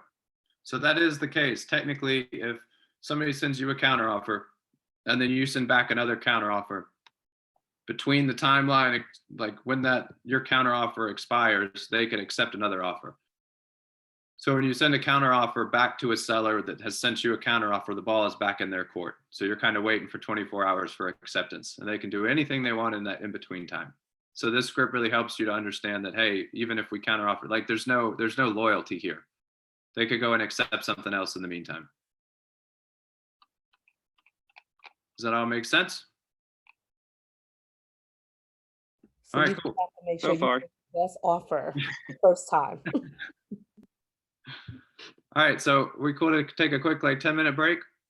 We All give right, it. Well, she has to take the pictures of us and it's Yeah, a 15-minute break. Oh, I like that. Way Our better. break is at 2:30, not 2:17, Michael. Is it okay if we take it a little early? That's fine, Michael. Yes. I'm just giving you a hard time. All right, so it's 2:20, so we got, I guess, till about 2:35. I'm gonna call Katie right now and make sure she's ready to take the photo of you guys real quick. All right. Because she And usually, Michael, just Maureen, you're such a rule follower. You know it. so Michael, I bought my house last year. And I was one of those people who just disrespected the seller Yeah. because I went in like 40,000 under, maybe 50,000 under. But I have my house. So thank God I bought last year and not this year. Right. Even just back September, October, November, I'm telling my buyers, you have no idea what you guys just did. Because if you had waited 6 more months and you were fighting in this market, you guys would be killing me. And I'm the opposite, Michael. I sold my house. I should have waited. Unfortunately, you don't always have the freedom to do that. All right, so I just texted Katie, so hopefully she'll hop on here in a few minutes and take the photo. Also, if you put it in the chat, she may respond. She's been responding to those. So In the meantime, can you explain what you were talking about earlier with the FHA and how it attaches to the property when you're getting it appraised? Yeah, hang on real quick. I'm trying to make this come back up. Y'all can see my screen, right? Yes. Yes. How do I get the chat to come back up? So the chat's going to be right at the bottom. It might still be at the bottom of your screen. All the way at the bottom. I got all these photos, and then I got this. Oh, okay. You participant. You may have to kind of hover on your screen just to get your Zoom box to come up that shows the participants, the chat, and all of that. Ooh, there it is.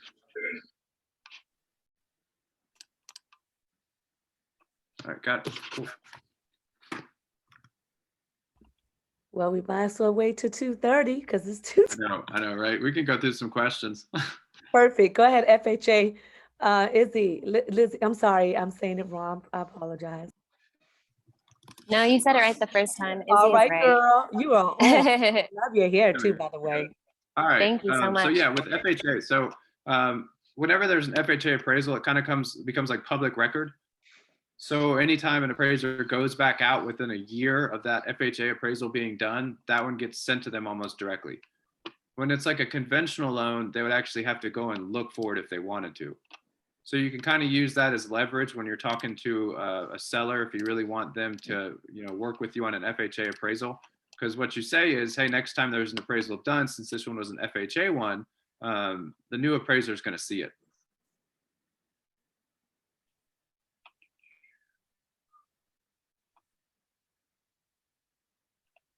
Oh, it's because I'm screen sharing. Sharing is paused. Can you guys still see my screen? It looks frozen. It looks frozen. It's kind of like going away. Yeah, we can't see. Balin! Ah, what's that? What was that? I think it was a Yeti. Somebody screaming at their kid. Or dog.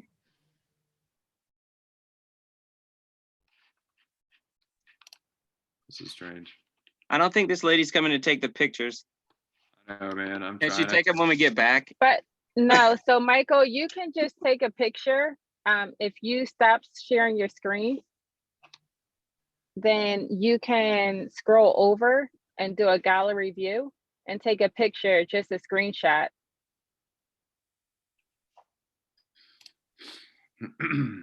The lady the other day used her phone. She did a gallery view of all of us and she took pictures with her phone. So you can even do that. Yeah. I hate to admit I'm 32 and I can't figure this Zoom out. Well, I can't even. Anyone can do it. So if someone is on their computer and knows how to get to gallery view and do a screenshot. All right, there's gallery view. All right, hang on. Well, it's best if you stop sharing your screen. Are you guys still? Am I still sharing? Yeah. Yeah. But it may be fine on his end for his gallery view. Because it says resume share. So if I do that, then it says it's resuming. Stop share. Oh, Stop there share. you go. Boom. There it is. Thanks, y'all. All right, gallery. All right, hang on. I got y'all. All right. Got the first page. Got the second page. All right, let's do it. All right, so let's just say 2:30. Be back at 2:45. Okay. Yes. That's right. All right. All right. See you at 2:45. All right, thanks, y'all.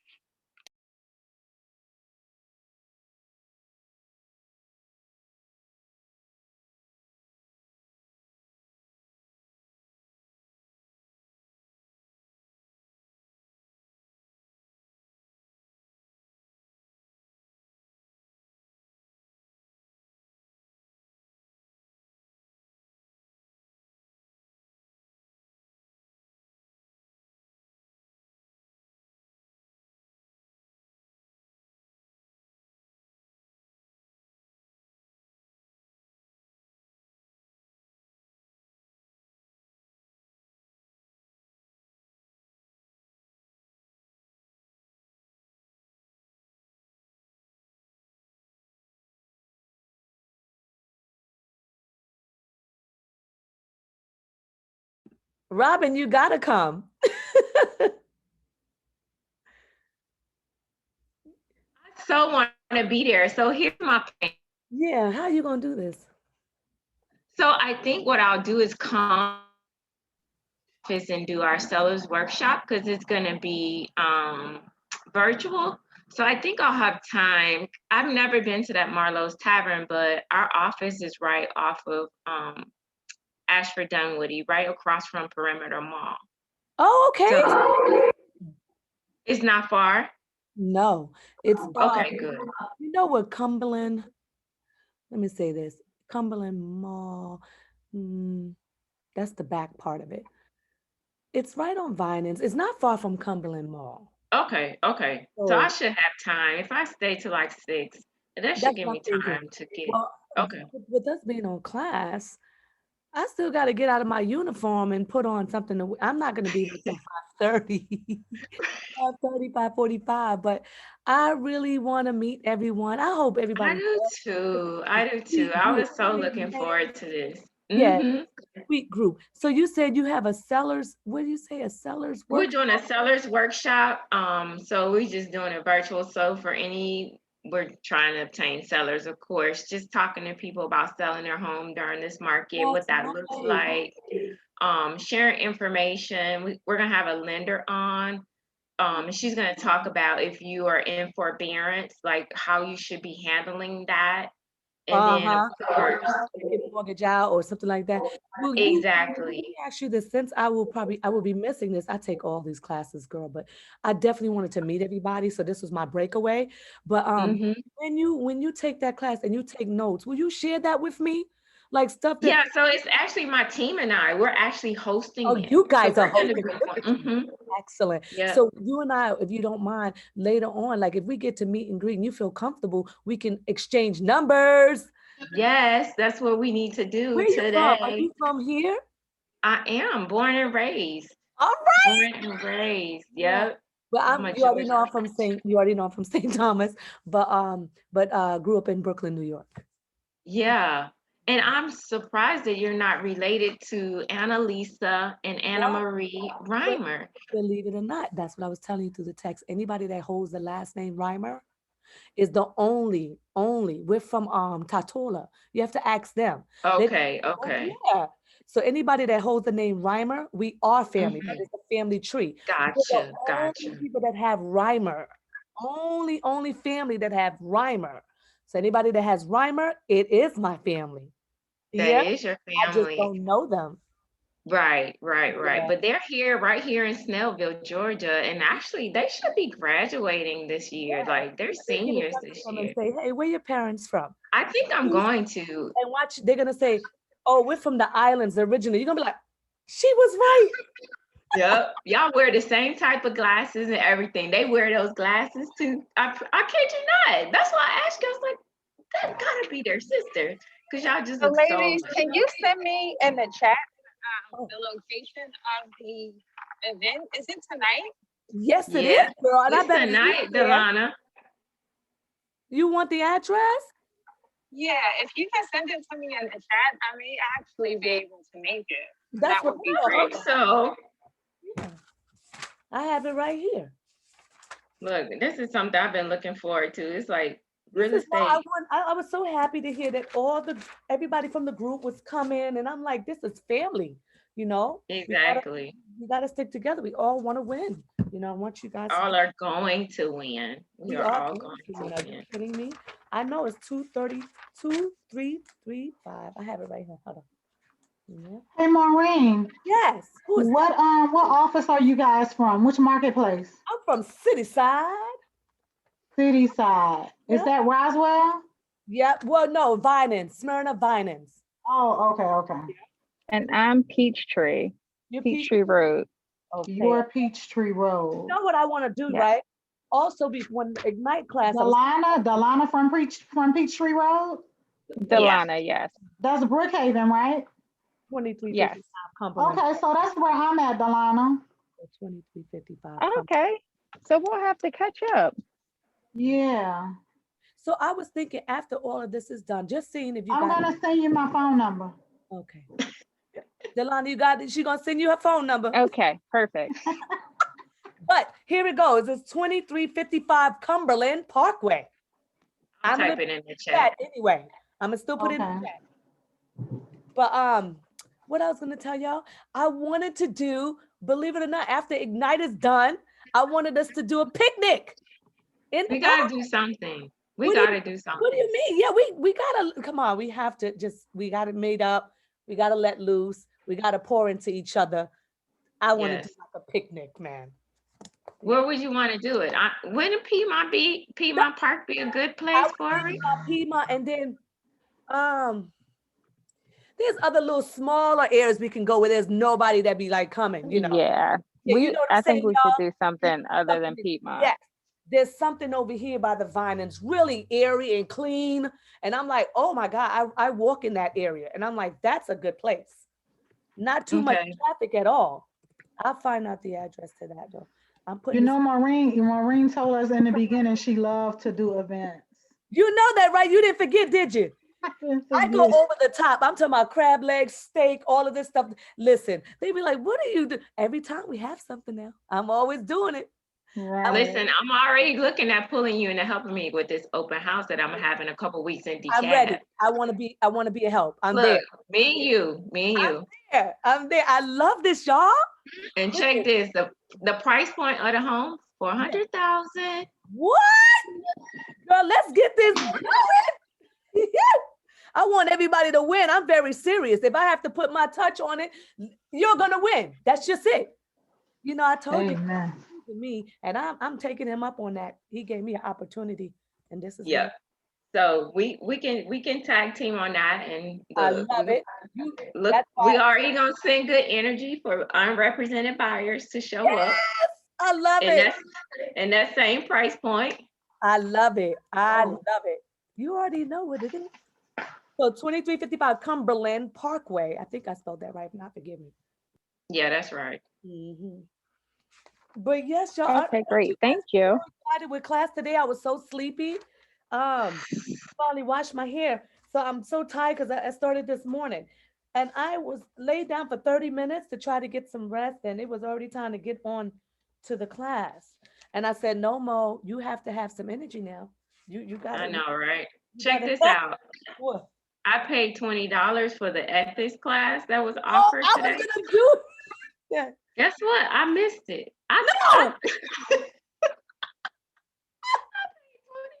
and I missed the class. I don't know why I thought it was Saturday. I thought it was March 20th. So let me tell you something, Robin. $20 with me being an agent coming in. Listen, I'm not paying for no class because guess what? You're gonna get them free. Code of Ethics is gonna come back free. It has to. All those classes come back free. They come back. First, they go into the payment. Then next, you know, they come right back around and you're going to get it for free, honey. I couldn't double up. I couldn't do this and that. It was today. Wasn't it? It was today. It was today. And I didn't realize. I thought it was Saturday. And so like I'm ready to celebrate. It was today. I was there. How was it, Sandra? I know it was good. It was good. It was good. It was good. Don't make me mad. Don't tell me nothing. I don't want to. Because I try not to miss any classes. I hear you, girl. I'll be like this. What's next? What's next? That's just I too have much. an eye twitch, so yeah, it's been like nonstop. Oh, okay. Are you coming to Marlowe, Tavern? Yeah, girl, I'll be there. Yes. Who else? Bridget, who else? Come on. Oh, nobody else. Okay. They on break still. No, I was just gonna say, Maureen, I'm so far. I live in Conyers. Do you?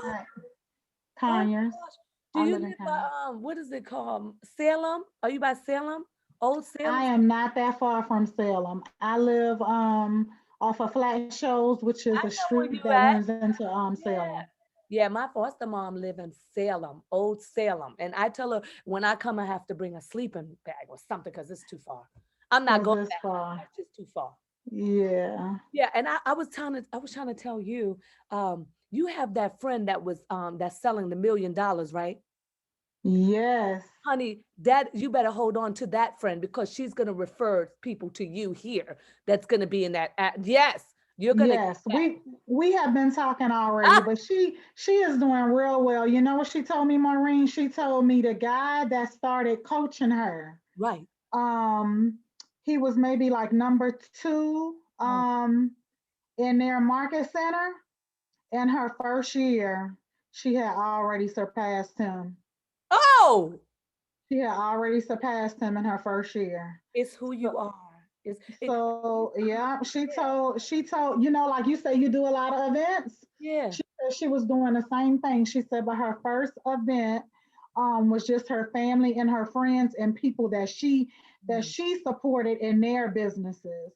And she said she invited them out. She said, and at that particular time, none of those people were buying and selling. She said, but they gave her a referral. And from her one referral, being in the $1 million market, all of her homes have been in $1 million markets. And that's how it starts. You just have to continue. I tell everybody, listen, your connects is your friends and family. Yes, we can do door knocking. Get what I'm saying here. Your friends and family, keep doubling back up. Do all of that because out of sight, out of mind. But if you keep talking to them, hey, do you remember? Hey, I sent a package out. Right. Okay. It's relationships. Yeah. It's right. It's relationships. So what's funny is too, she said she pays some company like for leads. She said there was a lady called her the other day, looking for, I think, like a $12 million house. Already know the neighborhood that she want to move into. She just need a representative and they paying cash money. So it's just that she said, girl, she said, I was in a McDonald's drive-through. She said, I got out the drive-through. Yes, she did. When I I don't saw need it that was a burger. $12 million lead. She said, hold on, let me pull over. Yeah. So I mean, like, she told me, I think maybe it was like her first house. She sold one house and capped out for the year. Oh my. She said she capped out with one house. And where's she up north? She's in DC. So the houses are more. The price point is more. And I think they cap out is like 30,000. But Yeah, she it's capping out higher. that 30,000. She get that in one sale. Yes, she did. Yes, she did. See, I'm from Brooklyn, New York, so I already know, especially those. Exactly. Right. But she said that's what she said that's what she have, and she said right now she got 19 deals that's open. I can't She even. got 19 contracts. Absolutely. Good for her. Good for her. And she can teach us a thing or two. Tell her, pass those knowledge to us so that we, you know, sometimes you luck in with a good mentor or somebody who's willing to put you under their wings and not worry about what they're going to get out of it. I'm trying to tell you. So I'm staying prayed up. That's why I'm always on these things to learn, because you can't really, you can't really depend on nobody, to help you. You know, I have people who's ready to take the test and they're calling me, will you help me through my study? Absolutely, I will. If I can, I will, because I want people to win. There's some agents out there that's very rough around the edges and turn their nose up, and it's crazy how you're in this type of field and the meanness. Not everybody's going to be you or me, but you got to really place yourself in good positions and people will remember you. I agree. We had a group chat going, a little group, a study group we were doing when we were testing, when we were pre-testing to try to get ready for the test. And a lot of them, as soon as they passed their test, they opted out the group, so people that still need encouragement and tools and techniques, and they want to ask about tests and stuff like that. A lot of them had already checked out. I was like, golly, I mean, that's so doggy dog when somebody helped you the whole time. It just so happened you may have tested first, but you always want to be of help and service of somebody that you can help. Because someone, like in my class, someone kind of, I gravitated towards her because of her personality. And I'll be honest with you, it's like she's a ghost now. I told her I passed and she didn't respond. You said she what? I told her I passed when I passed my test back then. And I didn't hear from her no more. I didn't hear from her at all. We would talk every other day, and she'd be like, okay, this is what you need to look at, then all right. I was so thanking her through text, or we'll do Zoom, whatever. And then when I passed, she never said nothing. Yeah. Confused. Did I say something wrong? I went back to all the text reading. My guy said, stop. It's not you. Some people are just, you got to let it go. Some people just like that, right? Can't take it. I was just like, wow. And sometimes it take a while, for it to process. But I mean, all the information I bought, all the information that was given to me, all of the websites and products that I subscribe to, I gave them all that information. I really, really did. I was like, use it. You can share it with me because I did my whole process on my own. Wow. Like I have almost no network or support. So especially going through this. So what we did before was this, we had, I have y'all. Yes. It's the guy from what is it, the MLS or something, the guy, the little short guy who did the cram course. I can't remember what his name was, but they say he'd been teaching for that company for a long time. Whatever we learned in his class, it was out of that class that we made our study group. And so that was right before I took the test, and I just passed a couple of weeks ago. So it hadn't been that long. Okay. Michael's coming back on. Yeah, what's up? We see you. Okay, give me 2 seconds, but we got 5. Well, we got 3 minutes. Hold on, I'll be right back, guys. I mean, yeah, maybe. Just make sure your faces are on the screen if can be.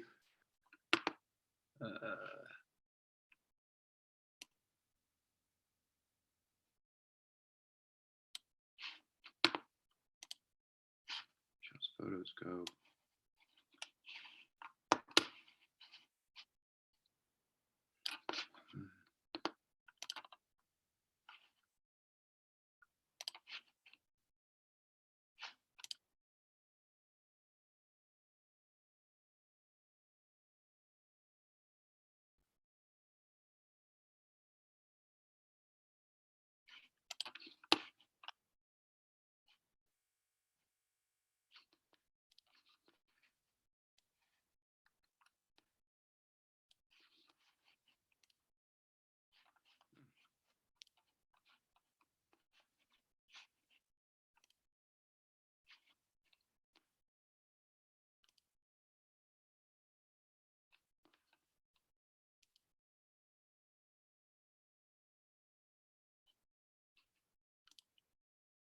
Mm.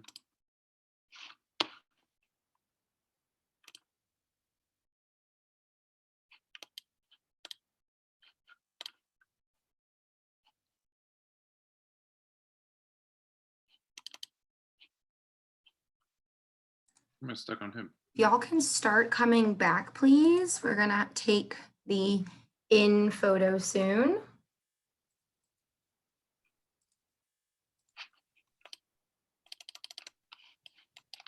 Katie, this Zoom is driving me nuts.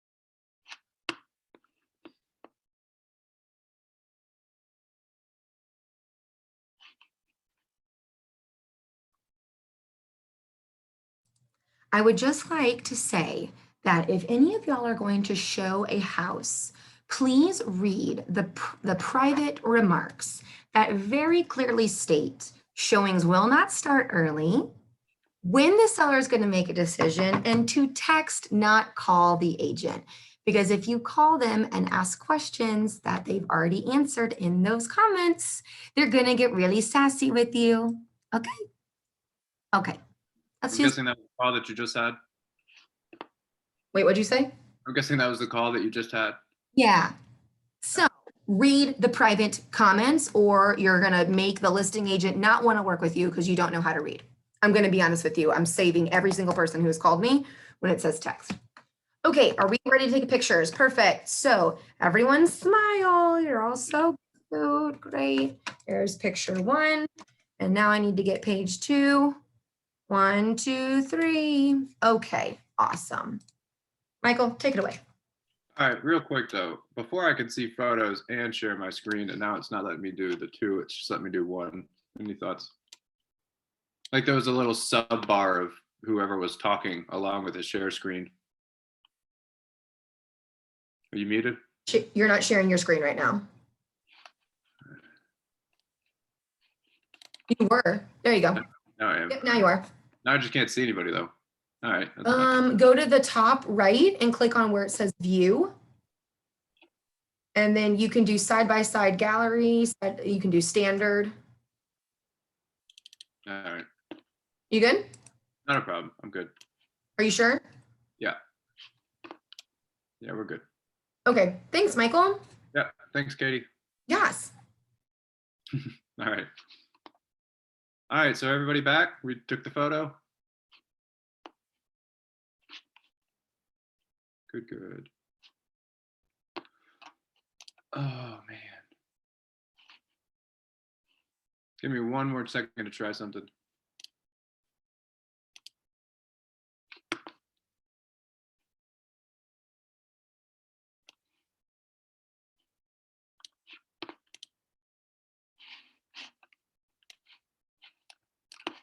All right. It doesn't matter.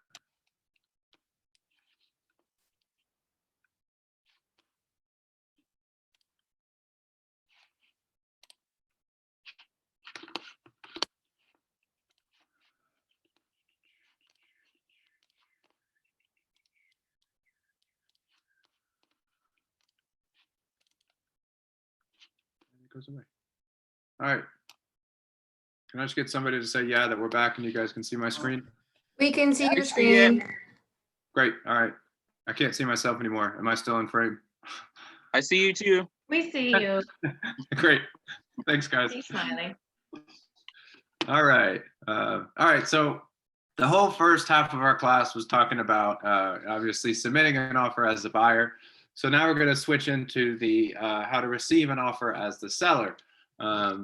And this has gotten particularly important because of how competitive things have gotten and what it's like to receive multiple offers, kind of a few of the key things to look out for so you can advise your seller on potentially the best offer to accept.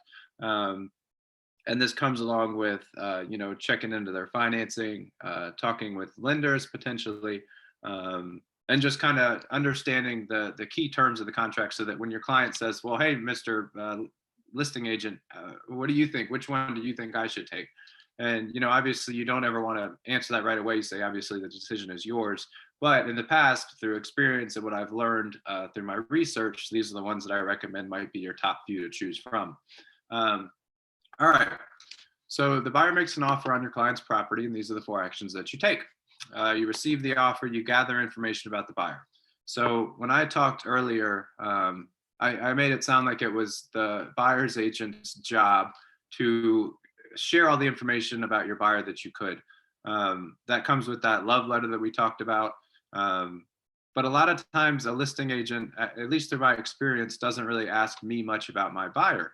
They say, hey, we'd like this closing date. We'd like this closing attorney. Provide us with your approval letter, blah, blah, blah. But they don't ask many questions about the buyer. So if you want to go a step above and beyond your normal listing agent, this is your chance to ask about the buyer. We had a seller recently that actually got on LinkedIn and she started looking up the buyers because obviously their name's on the contract. And so she wanted to know what the buyers did for a living. So that was an interesting conversation to have. But this is kind of your chance to say, hey, is your buyer, pre-approved? Are they just pre-qualified? Can you tell me where they are in their financing?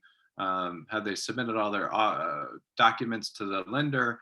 How long have you been working with them? Kind of questions to see where they are in the process. Is this a referral? How did you get this buyer? You're obviously looking for something along the lines of this is a referral from a former client, as opposed to this was like a cold lead off of a listing lead off of one of my listings, or I met him at an open house. You'd like to try to find some kind of relationship. But then after you do that, you present the offer or offers, probably in this case to your client, as them how to respond to the offers. So when you receive the offer, thank the buyer's agent for the offer. And then if you think that there's more coming in, obviously let the buyer's agent know. And this is usually where that highest and best comes in. A lot of the better listing agents that I've seen in the market will do things like create a PDF document that you can kind of, or a Word document that you can edit, but that kind of goes through the normal stuff that you'd like to see in a competitive offer. So something along the lines of, hey, we've received multiple offers. We're calling for highest and best due, say Sunday at 6. Here's how to write a winning offer. And then you get to do your bullet points. And a lot of these bullet points are exactly what we talked about before. We're looking for a short due diligence. We're looking for at least a 2 to 3% earnest money. We'd like the closing date to be July 4th with a 4-day temporary occupancy. We'd like the special stipulations obviously to be very clean. We don't want there to be, if any, a finance or appraisal contingency. If there has to be, make it short. This is kind of your chance to send out one document to all the offers that you get that spells out to the buyer's agent how to win. And that way you're going to get the best offers that you possibly can based on the buyer or the seller. So get your seller to help you with this list of things that are important to them of how the buyer can write a very clean offer. Just in a mindset thing, think about, we're kind of in a market where we kind of joke about it, but having your buyer sign a blank offer and sending it to the seller and saying, hey, you guys just fill it out the way that you want it. So think about that as a listing agent to say to your seller, hey, let's go ahead and tell me what's going to make this a big win for you. Let's write these terms in so that if we do get multiple offers, we can send this to the multiple offers and say, hey, this is what it's going to take to win. This is what you'd really like to see as a seller. So this is that information. How long has the buyer been looking? If the buyer's only been looking for a weekend, you can kind of start to think, hey, maybe they're going to be that type of buyer that says, well, I haven't seen enough yet. I'm not really comfortable moving forward, even though they accepted my offer. So it's kind of a little bit of a looser buyer. Have they been pre-approved? Do they have anything to sell? So this is a big one. If the potential buyer for your seller has something to sell that's really going to get in the way of the contract, probably not in this market because things are selling quickly. So you can have a conversation with the buyer's agent saying things like, hey, can you tell me more about the property? Where are they selling? And then you can kind of do your own market research to say, hey, actually, this house probably is going to sell really quickly for top dollar, so I don't have to worry about it. But obviously, that's a big speed bump if something has to be sold before they can be pre-approved to buy. And that's a very important distinction to make. If they do have something to sell versus if they cannot buy something before they sell something. A lot of buyers are still pre-approved to buy. They do have a house to sell, but they don't have to sell that house to buy yours. And if that's the distinction, then maybe you're a little bit more comfortable if they have the best offer with regard to all the other terms. If they're from out of town, so, obviously with your out of towners, they probably don't know the areas quite as well. So they're relying on their realtor to give them advice. Those folks might not be as comfortable. So looking for somebody that's more local, that knows the areas, that says, hey, I want to be here for this specific reason, is something to consider. Why did they select this particular property? How'd they come up with their offer price? And this is the same thing on the other side. When I mentioned as the buyer's agent, you ask the listing agent, how'd you guys come up with the listing price? So it's kind of a back and forth right there. And then have they made offers on any other properties? If so, what happened with those negotiations? So in this market, a lot of folks are, it takes 2 or 3 offers to finally actually get under contract for a property. So if you hear that a buyer has made 2 or 3 other offers, they're probably a little frustrated, and they're probably a little bit more willing to, do what it takes because they've felt the pain of the market. So that's just one other thing to consider. The more you know about the buyer, this is the exact same. The more you know about the seller, I think one of the biggest parts of our jobs is to figure out as much as we can about the seller, if you're a buyer's agent, and as much as we can about the buyer if you're a listing agent, because that will tell us about motivation, and we can use that as leverage throughout the contract negotiation to get it to closing. I know I went through that really quick. Do we have any questions yet? I can't see you guys anymore. I'm hating this. I think we're good. All right. So checklist for reviewing the offer. This stuff gets really detailed, but make sure that the address is correct. These are telltale signs. These are things that if you're working on the buy side, make sure you get this stuff right. A lot of listing agents look just to see kind of, how detail oriented you are. that if you miss things like this, it's going to be effective, or if your offer is going to get accepted or not. But then price, make sure that the price falls in the range of the seller's expectations. So again, with your listing appointment, make sure you know kind of the lowest and the highest that your seller's willing to accept. Obviously, you guys will negotiate a price that you're going to do the listing agreement for. Then earnest money, make sure that the earnest money is acceptable. So if your seller says, I require at least 2%, and you can't talk them down from that, make sure it's at least 2%. Time for acceptance. So again, we talked about this, but the expiration period, make sure that if the seller is interested in accepting the offer, that you get it signed before that expiration date. Because if it expires before you sign it, you got to go through a process of trying to get a new offer, and the buyer could potentially disappear between that time period. So make sure you're aware of what that time is. Check to see if the buyer's provided you with a pre-approval letter. Just as a means, I would always, the pre-approval letter should be 100% of the time will give you the lender's contact information. So make sure that with that contact information, you reach out to that lender and you say, hey, I got an offer from your buyer, Mr. Smith. Can you tell me a little bit about their pre-approval and where they are in the process with providing you documents? Here's what they offered us in price. Are they good for this? And with regard to being on the buyer's side with how things are as competitive as they are, make sure that you call or message your lender and say, hey, look, we're submitting an offer on 123 Main Street. This one's really competitive. I'm going to tell the listing agent that you're going to give them a call in the next hour or so because we're about to submit our offer. Here's their contact information. Would you mind reaching out? And a lot of times that goes a long way for a buyer if they get a call from a lender. I've heard that's still pretty rare, just like even receiving a phone call from the buyer's agent when you submit an offer. So make sure you're doing that. Loan approval, be sure that you have the specific date for the formal loan approval. Again, financing contingencies are not out of the question, but make sure you try to shorten them if you can and confirm with the lender how long they need for that. The financing terms, same thing kind of with the appraisal. Check the closing date to make sure it's what you and your seller want. See if there's a home warranty. If there's a home warranty, so check the special stipulations, which again is on page 7 of that purchase and sale agreement. And it just kind of has those special requests from the buyer. Make sure that you read through those, understand those. If you have questions about them, reach out to one of the other agents in our KW office so that you can explain them to your client properly. So like if they are asking for a home warranty up to a certain amount, you can explain to your client what exactly that means. Conveyances, we talked about this with the buyer's side, but if they're asking you to leave the fridge and your client's like, there's no way I'm leaving the fridge, make sure that you tell them that that's actually being asked for. So if they're not comfortable with it, you can put a strike through it as part of your counteroffer negotiation. Repairs, this is your due diligence or your as is stipulation. Make sure you make your seller aware, they're asking for 5 days for the due diligence to do a inspection and ask for repairs that come up in the inspection report. Again, explain those special clauses, which is the stipulations.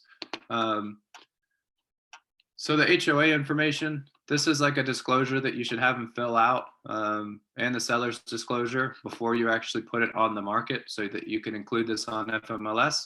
The mold disclosure is not really a big one, but the buyer could certainly ask you for a mold disclosure. 1978 is the big year for this.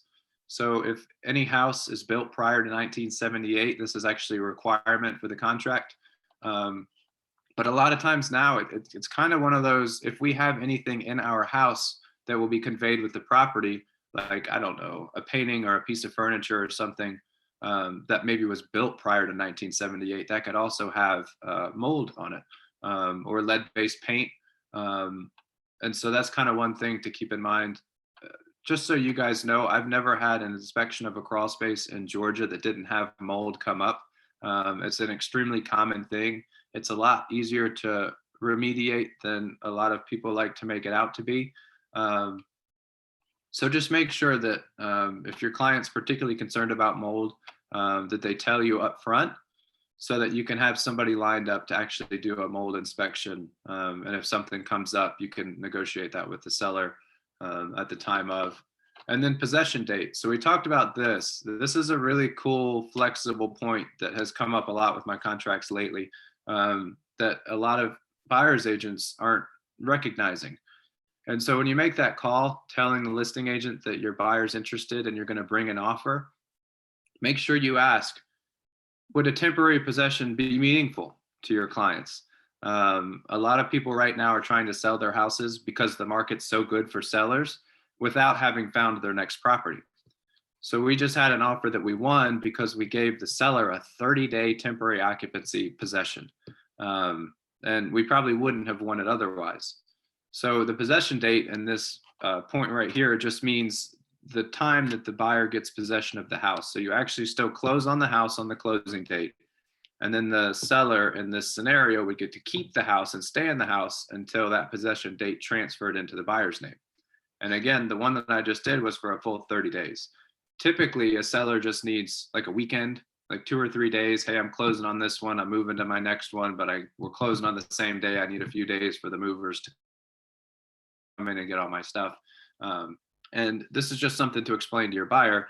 Hey, you're going to close on the house. I'll meet you on the possession date. We'll go together. We'll switch the keys. I'll give you all the keys. We can do all that then. Typically, we do it at closing, but in this scenario, we'll do it on the possession date. Just explain to them also that there are protections in their contract. You add a special exhibit for a temporary occupancy, and there are protections for your buyer that say if there's any damage that's done while they're moving out or anything of that sort, that they are protected. They do have the ability to seek legal ramification if there is something like that, and the seller is still responsible for it. That's kind of the biggest thing that buyers raise as a concern is, well, what if they're moving their couch out and they run a hole in the wall? Now, is that something that I have to pay for? Because we would have seen that in our final walkthrough and made them pay for that at the time of closing, or else we wouldn't have closed. Once you close, obviously, you've kind of lost that leverage to negotiate. So just explain to your buyers that there is a protection. I think it's number 6 on that exhibit that says if there's any damage done between closing and the temporary occupancy, that the seller is still responsible for it. I went through that pretty quick. Are there any questions on any of that? Can you add a contingency or clause that the sellers pay X amount if they stay in the home? You can. And if you had asked me, I keep going back to this, but if you had asked me 6 months ago, I would have said, yeah. What you do is you figure out what your new buyer's mortgage payment is. You divide that by 30 and you charge them that whatever that daily rate is for how long they're going to be in the house. But with the way offers are now and as competitive as they are now, we didn't actually have any rent. I would call it rent in the contractor that I wrote for my buyer. But there is a special section on there that says if they stay longer than they're supposed to, that there is a fee that they'll have to pay for what's called being a holdover tenant. So you would have to write a special stipulation on the exhibit that said, seller agrees to provide buyer with X number of dollars based on that equation at the time of closing with a check. And that would cover their rent back period. But there is a section on there that you can actually write a number in for if they stay longer than they're supposed to. And the number that we normally write in there is 150. You just kind of want to make it a painful number that if they stay longer than they're supposed to, that it's actually going to, not be a comfortable number for them. So Michael, this might be a petty question, but are in those cases, in this market, are you still asking your sellers to clean the house and like leave it spotless for the buyers moving in, or is even that off the table or negotiable? To be honest with you, the majority of our sellers kind of want that anyways. I haven't worked with a lot of sellers that don't want to clean the house or leave it in good condition for the next buyer just because they're nice. But if they don't want to, and there's no stipulation that the buyer presented in the offer that says the seller has to have the home professionally cleaned prior to closing, not really. Just know that if they leave the house in really terrible condition and that buyer goes for their final walkthrough, there's a pretty good chance they're going to raise some concern and maybe not be so comfortable closing the next day. Oh, okay. Thank you. Sure. All right. So presenting the offer to your client. First, call your client and let them know obviously that you've received an offer. Great news. We got one. Inform them of the offer price and the closing date. I don't know how many of you guys would relate to this one, but if you can do it, meet them in person. But definitely always call them first. Keep the tone of the conversation positive, even if it's a low offer. This is kind of your opportunity to explain, hey, look, I know we got a low offer, but we have every right to send a counter offer. This is where you get to say, I spoke with the buyer's agent. This is kind of just a starting point. They know that they came in a little bit low. So I would, highly recommend that we at least consider a counter offer for them. And if we can't get them to X number, obviously you have no reason to sign off on the offer. We can go from there. So explain the offer, just like we talked about. Discuss the days on market. So if it's been on the market for more than 2 weeks, you've got to get your buyers or your sellers to kind of be open-minded to accepting an offer for a number that they might not really want, because 2 weeks in today's market is a pretty long time. Discuss number of showings. So I think we say if you have 7 showings with no offers, you're overpriced. So if you've gotten, 10 or 15 showings and you finally got an offer, kind of explain to them statistically, we should have gotten 2 offers at this price by this point. So with that days on market and that number of showings, you can kind of use that to explain to them why this is a good offer and why you're just excited to be getting it. And then you can do an updated CMA. So a lot of times over a 2-week period, like I mentioned with the buyers, another property may have closed in that in-between time. And so always be looking to do updated CMAs if, say, 2 weeks go by, so that you can see if any pending offers may have closed, if a neighbor's house has gone on the market and went under contract for a certain price. So just always be open to making sure that you have updated CMAs that you can share with your sellers. So then obviously you get to reach a decision. Your seller could say, hey, look, we'll accept the offer. This is great. They sign it. You write a binding agreement date on it, and you're officially under contract, and the buyer's due diligence clock begins. You have the right to counteroffer. With a counteroffer, this could be verbal or formal. I typically get verbals ones as a buyer's agent, and the agent would just call me and say, hey, look, thank you for the offer. We loved it. Here are some terms that we'd like for you to change. If you guys are open to this, just send me a fresh offer.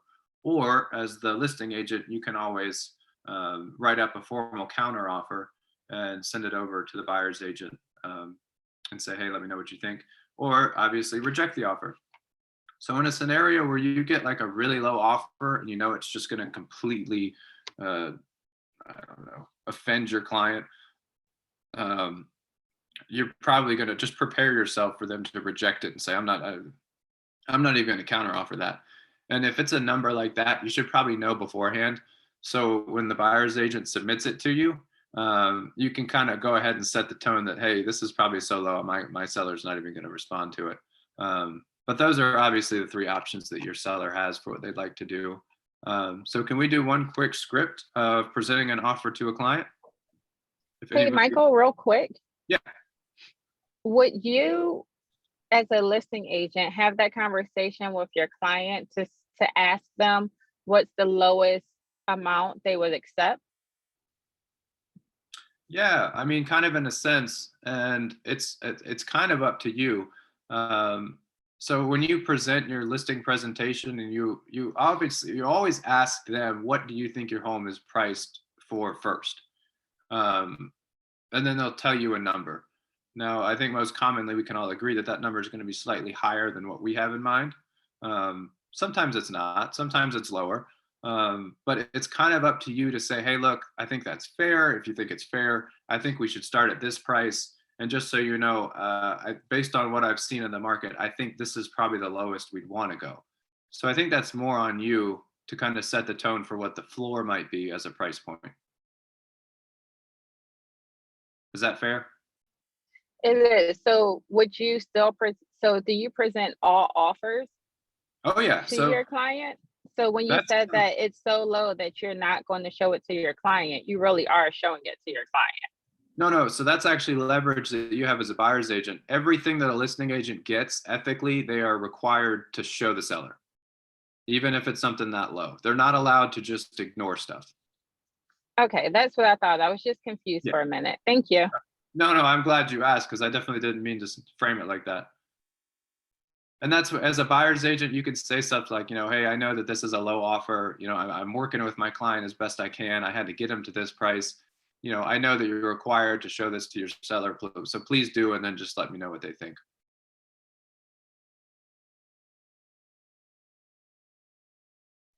That's helpful. Thank you. Sure. Thanks for the question. So can we go through this script? Does anybody want to read real quick?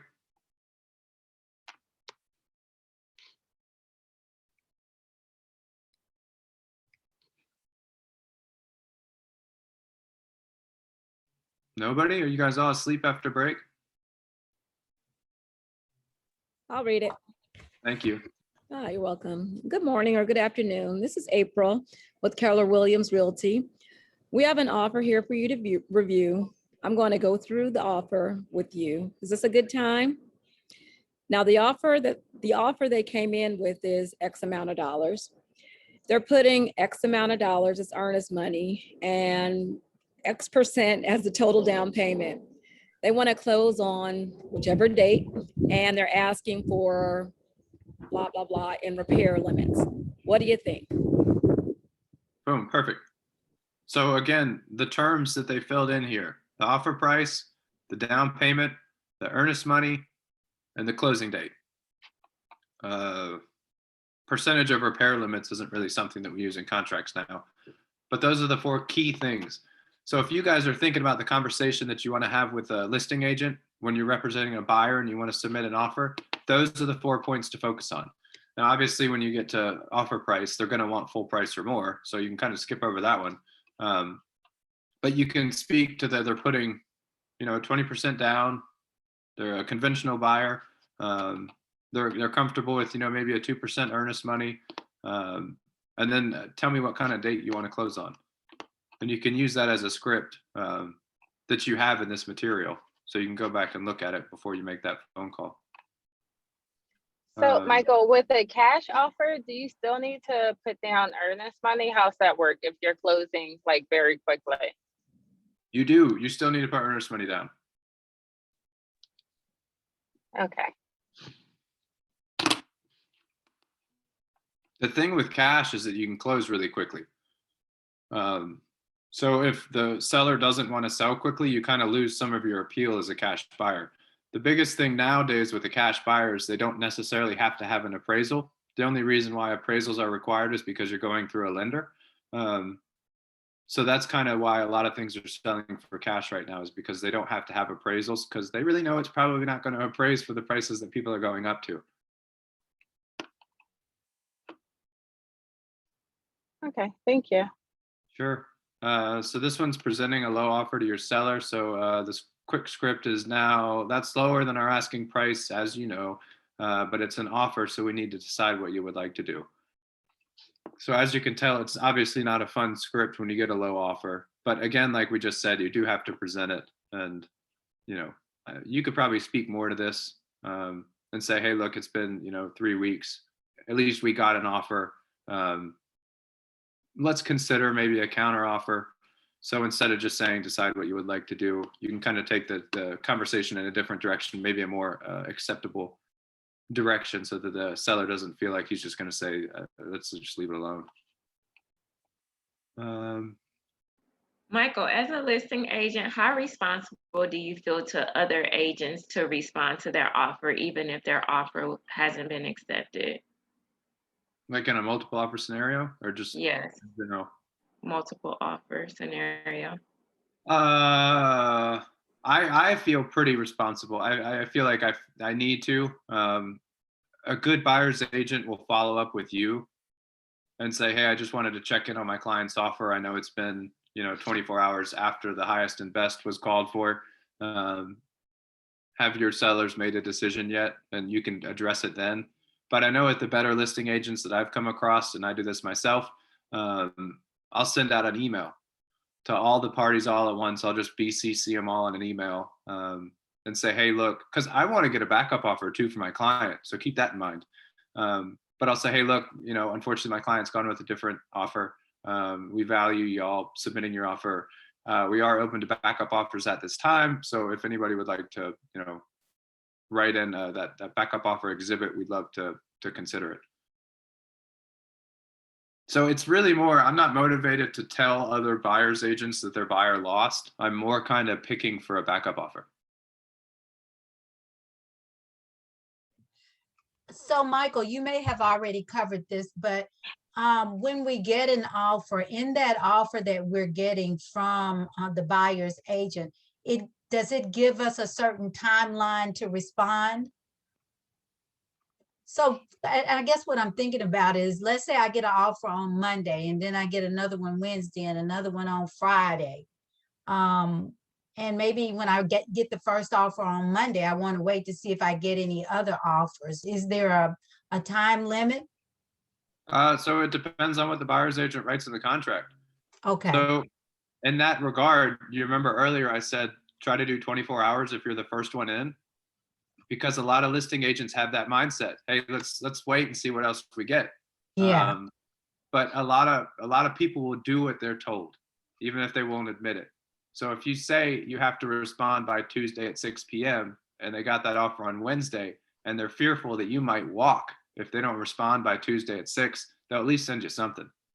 Okay. Thank you. All right, so with my screen share, are you guys all looking at yourselves right now? Or can you still see the material? We see the material and you. We can see it. This is wild. All right. I see on your screen, but it does look grayed out, like your tab to the right that says view. Yeah. Do you see that? Like the tab to the right of the tab you're on now with a little movie camera? I have Maybe no you idea. can't. Okay. I don't know what's going on. All right. I'm just gonna get back to material. All right. So this is a fun script because it's actually you recommending that your client accept the offer. So this is a scenario when you think it's actually a pretty good offer, but your seller's like, well, I don't know if we should take it. So now you've got to overcome this hurdle of, hey, we're probably not going to get anything better. And as the professional, I know better.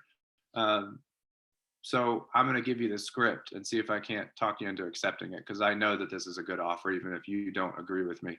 So does anybody want to read this one real quick? I'll read this one. All right. It says, I will urge you to consider this offer very carefully and consider the value of meeting your moving goals. In the long run, meeting your overall goal of selling your home is the more critical need, correct? Yeah. Your property has been on the market now for X amount of days, and the average time on the market for this area is so days. Buyers are going to look at the same data. They're going to see that your neighbor's house sold for only a certain amount and the house around the corner sold for a certain amount. They're going to want to pay fair market value compared to these other sales. If you accept this offer, the probability of closing and meeting your goal is 100%. You want to meet your goals, right? Thank you. So that's great. And things that you can tie in with this are carrying costs. So kind of that, if you don't accept this offer and we don't get another one for another 3 weeks, you've got a whole nother mortgage payment. You've got a whole nother gas bill, electric bill, water bill. So the carrying cost, could be as high as $3,000 or $4,000. Are we off that much on our offer to wait a potential of 3 weeks? The other thing that they mentioned that I like was that your neighbors are going to start to see this, and their house sold for this, and this is what fair market value is. So kind of taking them back to your listing consultation and saying, hey, this is the price. So that's the other thing. Like, say they want 500 and it's worth 475. Being very bold from the get-go and saying, look, I'm happy to try your 500, but I want you to know, in my opinion, it's worth 475. So when you get that offer for 470 and you say, hey, let's counter it, 480 or 475, you can go back to your original consultation and see, like, then hopefully they can connect those dots and be like, man, maybe he was right.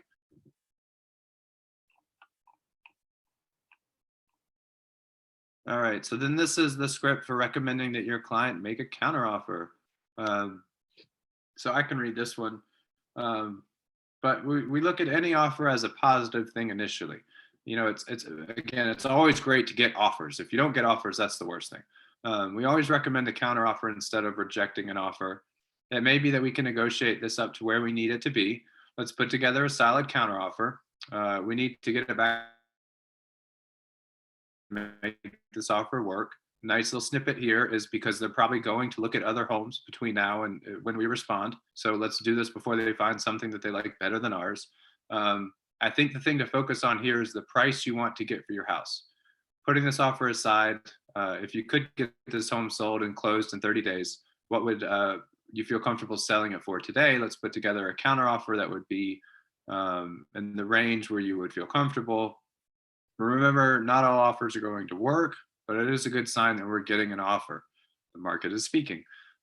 You've made this person's list as a house and they thought was one of the best homes for the money. I'll call the other agent and ask them how they came up with the price. And ideally, again, being proactive, you've already called that other agent and asked them how they came up with the price so that you can present that to your seller at the time of taking them through the offer. All right.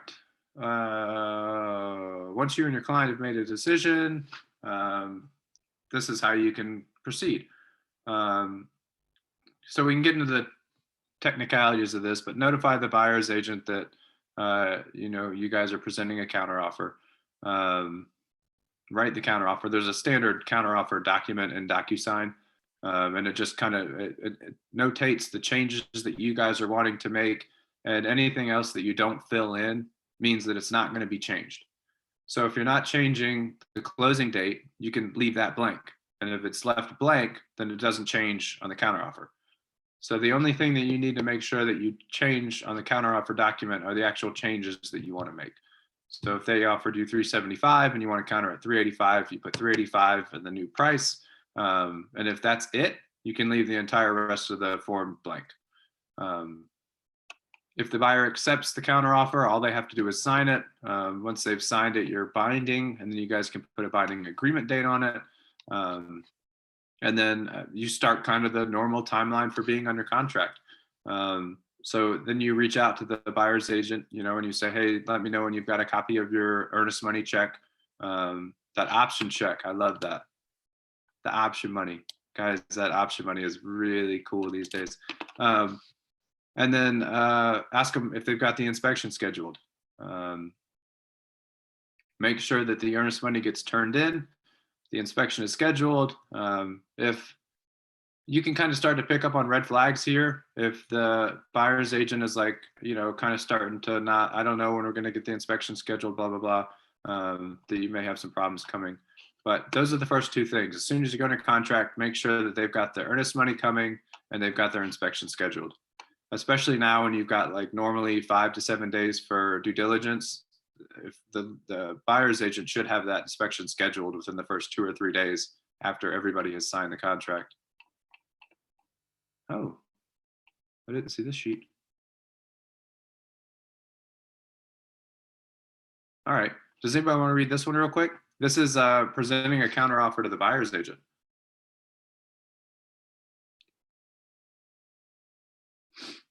I will. Thank you. Good afternoon, Michael. This is Akira with Keller Williams Realty. Thank you for your offer. We appreciate it. It was quite a bit lower than what the seller had hoped. Am I going with you or no? Just reading it. No, so I can jump in. Yeah, sorry. I know it was a bit lower than we expected you guys to hope for, but we've seen that it's been on the market for 30 days, and I brought my buyer actually up to this price. So, you know, we're obviously open to a counter offer. This is kind of our starting price. Okay, well, the seller should come back with a reasonable counter offer that should work. The seller is countering back for X amount. The rest of the terms in your offer are fine except for this specific term. This is something that will work for everybody. Your buyer is getting a home within market. The seller is selling at a reasonable price, and we can all move forward and get this closed. Wouldn't you agree? Does anybody have a rebuttal for that? What you would say if you thought your price was reasonable and the listing agent's coming at you and saying this kind of a script?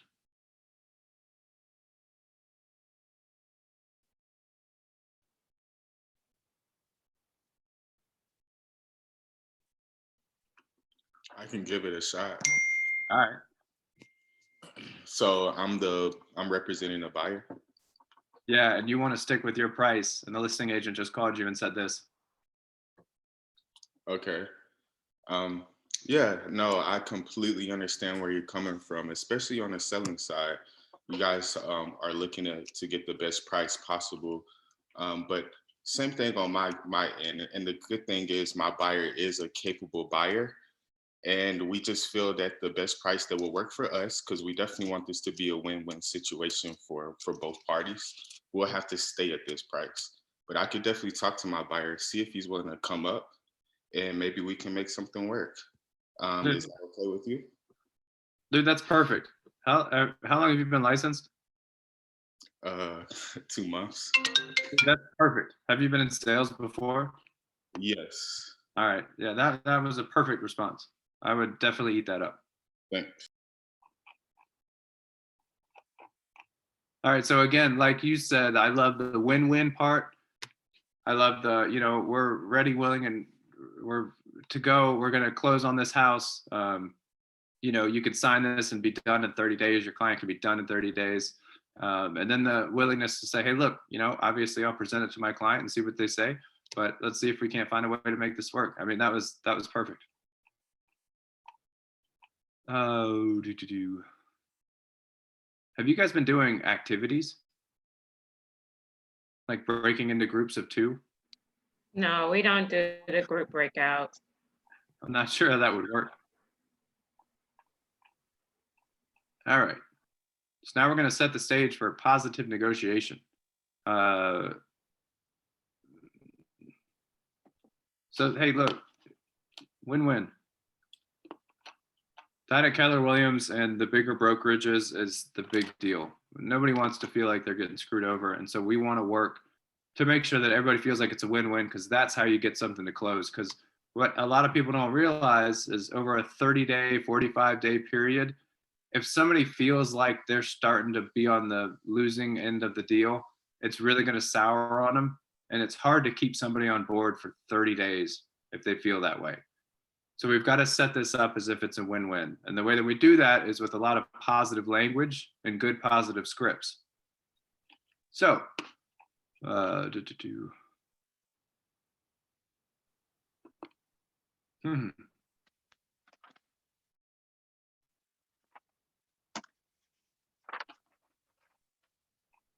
This is a lot of similar material, isn't it? All right, so I mean, this is an important point. Obviously we can't control or predict. We can try to predict, but we can't control our clients' decisions. This goes back to knowing the market, though. I had a client recently who we asked for $2,000 in closing costs based on the inspection report, and we got $1,000 of that. And then our appraisal came in low. And so he kind of started to turn on the deal, and he was like, I think we're going to back out. And the only way that I was able to keep him involved was by saying, and you guys can use this too, the market's getting a lot worse for buyers. Inventory is still extremely low. I don't expect it to get much more. And I do expect interest rates to start to increase, and prices are increasing. So I know you feel that way now, but let's wait on this second appraisal, because the appraisal came in low. So we did a second appraisal and reassess then. And he was really kind of, strict. And he said, you know what, I don't want to move forward. And it was a whole scripting and conversation of, hey, look, I understand where you're coming from. But I'm telling you, if we keep looking, we're going to have to get out of this community that you love, because the next one's going to be a higher price. And we're really going to have to reassess what it is that we're looking for. It's going to be more expensive. You might not get the interest rate you're getting now. And it's just going to get tougher. And so he kind of accepted that. And he was like, okay, you're right. You're the advisor. I'll take your opinion. And then we had the second appraisal, and it came in at the value that we're offering. And we looked back at it, and he was like, man, I can't believe how much I appreciate you telling me kind of your advice and what you thought on it. So sometimes it's a little difficult because that it's 7 days in between the first appraisal and the second appraisal. So I didn't really sleep for those 5 days because I was super nervous about the appraisal coming in, because obviously that's completely out of our hands. But I trusted the market. I knew what I had looked at. I knew my research was done properly. And the appraisal came in. So sometimes just knowing these types of things, sticking with Keller Williams, asking questions to other agents within our brokerage about what they think. I mean, you guys can come to us and say, hey, look, this is the property. Can you tell me what you think it's worth? And we can help you kind of understand that value so that you can have confidence telling your clients what we think it should appraise for and stuff like that. But I just want y'all to know where the market is, and the market's extremely difficult for buyers right now. So getting people houses, if somebody's like, I don't want to buy a house for another 6 months, try to really get to the root of why it is that they don't want to buy a house for 6 months. Because if it's something as simple as, well, I want to save, $500 a month to have a higher down payment, that's probably actually going to offset with the prices going together and starting to build up, because that $500 versus where we are expecting prices to go up is probably actually not going to be in their benefit. Anyways. All right, so this is tricky because I'm done with material, but I got 30 minutes left. Michael, I have a question. Here we To go. go on what you was just talking about. I have a client that it's not that they want to move in 6 months. They're wanting to wait 3 months down the line to see if one of the other they're a married couple, to see if one of the other credit situation will get better. Because right now where they're at, they want a $350,000 house, but they're only able to get $250,000. And that's why they're wanting to wait 3 months. You got any advice or some kind of script for that? Well, kind of. So I would dig deeper into what their credit situation is and try to figure out why they think in 3 months their price point could go from 250 to 350. But then on top of that, have they spoken with a lender yet about their credit? Well, yeah, that's where we at. We was getting pre-approval for them, and the lender came back and let them know right now where they at, they're only worth about 250, 275, but they were expecting 350. Do they think that does the lender think that in 2 to 3 months they could be approved for 350? No, they think this. So I'm trying to get in touch. So I would defer to the lender and ask them to help advise the client. Is that the changes that they could potentially make is probably not going to up their price point $75,000 in 2 to 3 months. But with that in mind too, my buyers that are looking in 350 right now, they're starting at 300, knowing that they're going to have to go up a potential $25,000, $30,000 to get to that 350. So with them looking at 250, they're really actually probably looking at more like something like 200. But and then it goes back to you trying to figure out what's important to them. Like, what's with the importance of 350? Is it the area they're looking in? Is it the bedrooms and baths that they need? Is it? yeah, it's the area and the beds, bed and baths, the area and the bed and baths. They got a particular area, Cobb.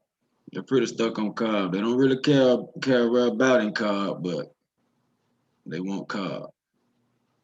So there's a lot of 350, 300 in Cobb right now. Yeah, but they like, and they want new construction. They're looking for like a three bedroom plus, two bathroom plus. Yeah. All right, so what they need to know and what you got to help advise them on is 350 in the next 3 or 4 months looks more like 375 or 380. Yeah. So they can either make a sacrifice now and find something that, I don't know, suits their needs at least, and then they just got to stay in it for 3 or 4 years. Think of this as like a stepping stone, right? So they buy this house, they watch their equity increase over the next 2 to 3 years, and then maybe they sell that one and get that actual new construction one that they wanted when the market starts to correct. That's a good one. Okay. Oh, I'll try. I'm having Okay. trouble now. Now they're at the point where I don't know the wife's the wife, she's discouraged, and now I can't even I'm trying to get them on the phone. So I don't know. How long have you been showing? I've been dealing with them now for about maybe a month. All right, so that's not bad. We find that after about a month is when people start to really get discouraged.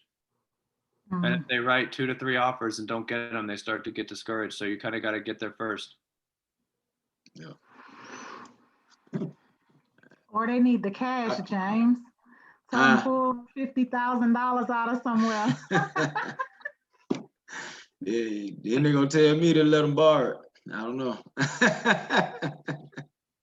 So in that know. situation, That's a good idea though. I ask them that. See if they got If extra it's that important, tell them to 75, pull the yeah. money out of somewhere. Yeah, see if they got $75,000 in cash, I guess. They want it that bad. I'm taking all this in. I'm gonna try everything y'all giving me. Thank you. I have Sure. a question, Michael. Yes. From what Katie was saying, Katie said that she really looks down on the agent that doesn't read well. So she said that she's already writing down notes with the people that's calling her instead of texting her. So with that being said, you seem pretty persistent with your techniques that you use to kind of come across to an agent. So if you saw that text, if you saw that instruction, if she had instructed you to text only, would you be the person, Michael, that would still call and say, hey? Yeah, what would you do, Michael? I wanted to. Thanks, Katie. What would you do? I wanted to. So I'm trying to see from agent between you and Katie, would Katie have your name on the list? Or would you All right. care that Katie put your name on the list? All right, so let's go through this, Katie. But I'll tell you what, even if I see, unless it says like in all caps, Does only here? agent. Here, I'll show you what right? it says. All right. I'm gonna show you because I'm gonna show you. This would be interesting. I've been through this a lot lately. I feel like if it were me, what I would probably do is text her and ask if you can call her. Right. I would do. Be like, Yeah. hey, I know it says this or whatever, but do you mind if I give you a quick call? Like, I don't know. Okay. So we go Hey, on Katie, is it cool that we're doing a Q&A? that we're doing a what? Like a Q&A? Yeah, anything that's relevant to our own market, we're totally allowed to throw in the mix. Okay, so y'all can see my FMLS listing here, right? Okay, so Creek, blah, blah, blah, to give you some background, okay? This is a divorce situation. It is listed 100 grand below market value if it were properly renovated. This is a mess, okay? It's got a lot going on here, all right? And so condition says fixer upper. If you in this elementary school level, you'll know that nothing is in the twos that looks this large, okay, right? So look at the public remarks. Do not disturb. Occupants, yada, yada. Private remarks. Owner occupied. Caution, black mold present due to roof leak. Enter at your own risk. Home in need of major renovation. Flooring and paint throughout. Full kitchen, drywall in the master bath. Because the black mold, that's what the black mold is. Will not be FHA or VA eligible. No showings until open house Saturday 1 to 4. Text Katie with questions. Offers due by Sunday at 12. Do you have any idea how many people call me and say, Because it doesn't say not to call, Katie. It doesn't say don't call, text. It just says text. So to me, if I see that, I wouldn't know not to call because it doesn't explicitly say don't call. It just says text. Okay, so it doesn't say that calling is not an option. Okay, so what I was gonna say, so hold on, I'm gonna finish my sentence. What I was gonna say is, when you call me and ask me, will it go FHA? Can we see it early? Oh, that. When are you gonna take offers until? You're out. All right. So that, Katie, though, what if an agent called you and said, hey, I just saw your brand new listing. Scroll up to the address. Hey, I just saw your listing, 1326 Richland Creek. I've got a buyer that's interested. Scroll back down. I saw your private remarks. It's owner occupied, so obviously we'll make an appointment through showing time. I think they want to go look tomorrow. I was really just calling to ask you if you have any offers or kind of what the activity is looking like so far. Would you put me into that box of Probably, because it says text in all caps, text questions. Do you Michael, I but don't think Michael you really likes understand. the call. I don't think you guys understand. I have had 10 offers already. It's been listed for like 48 hours. I already have 10 offers, and that's fine. I can't tell you how many people have called me to try to get in early. And most listing agents are busy with appointments and whatnot. No, I don't want my phone blowing up. I had 16 missed calls yesterday afternoon. 16 missed calls on this. Don't do So it. Kaylee, Can I jump back in? so Yeah. you have 10 offers on this Mhm. but no one's seen them. So so the offers will expire by Sunday at 12. Is that one? How's that work? How do you write an offer when you only have one picture? So there's no virtual tour. It's sight unseen. They're investors that they understand this. Okay, so they don't care. This is not going to go to a person that wants to live in the home. This is Okay. Okay.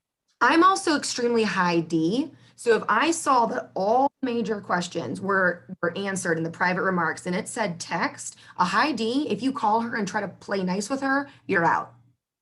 If I was a high I who was like, oh, I don't have anything going on my schedule, sure, we'll just talk all afternoon about whatever you want to know about this house, then I won't hate you. But I'm a very high D, should be able to figure out by the fact that I've already answered all your questions, stay on my good side, follow the instructions. All right, so actually that's a good point to raise, Katie, because if I had actually read through this like an agent that I am, I would have seen that this was going to be a cash offer investors, and I wouldn't have even bugged you with that phone call.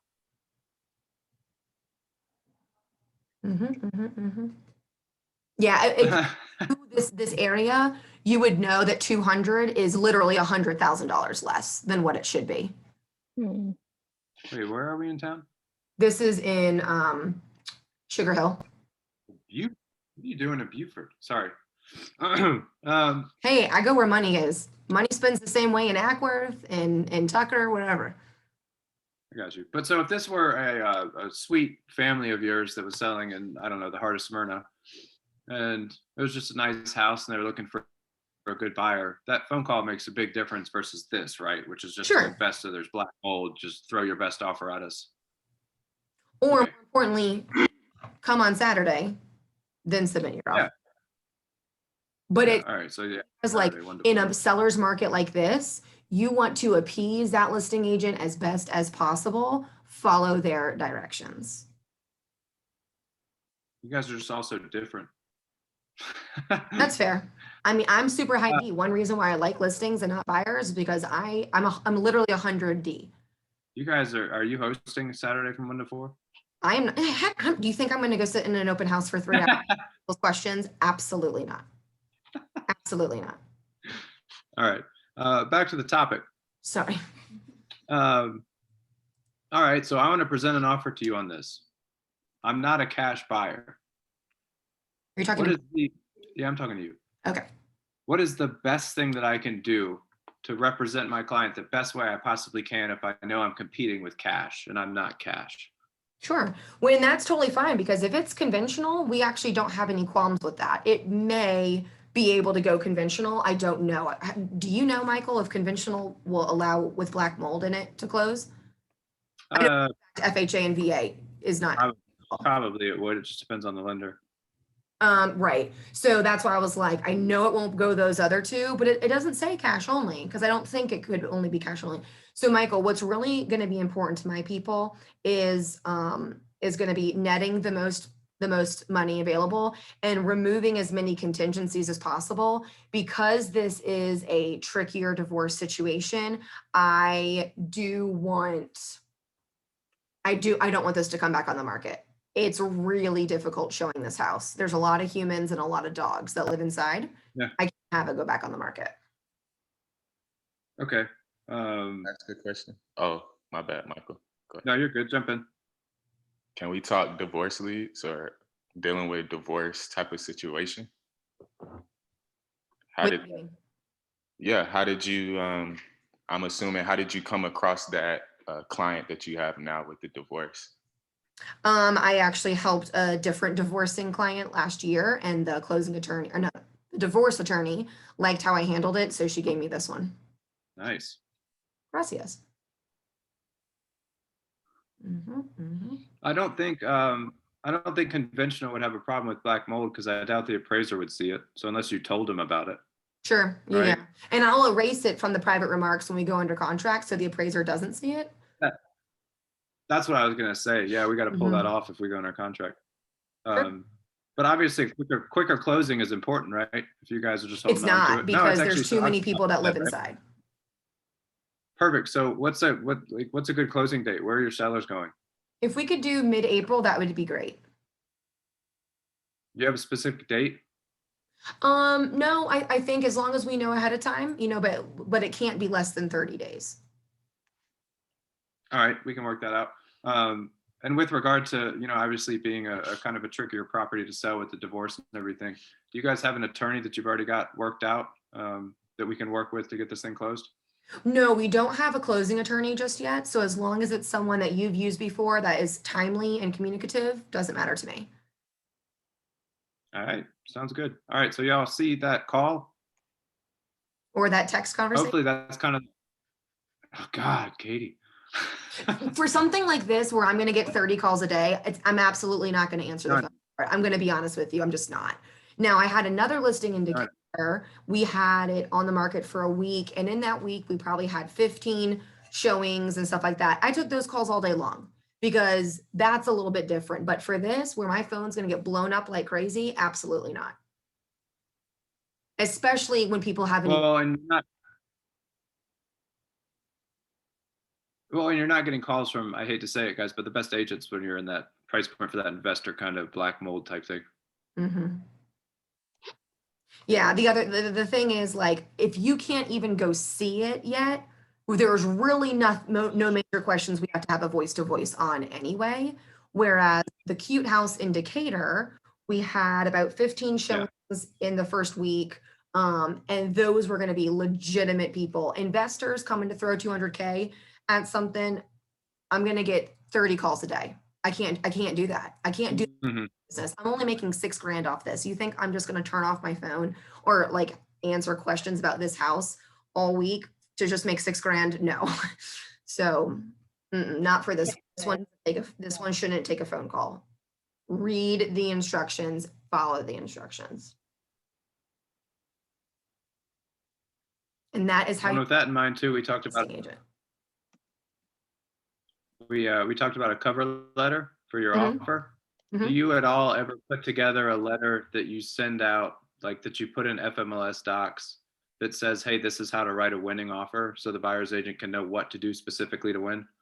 Gotcha. Yeah, that for something other than like this, sure. I think with this, it's basically, this is going to come down to who can do the most money. I'm going to be honest with you, who's willing to pay the most for this, because it's a tricky situation. Now for this home,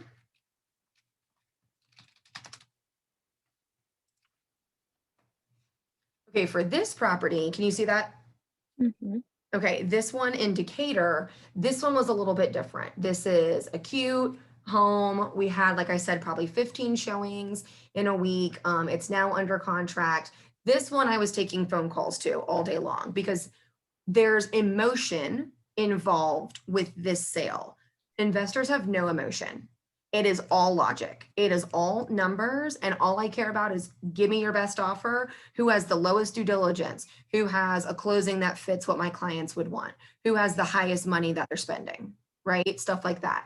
That's all we care about for the other one. This one has emotion involved in it. So I am going to want to talk to you. And there's a couple moving parts with this. For example, my people preferred a 3 to 4 week rent.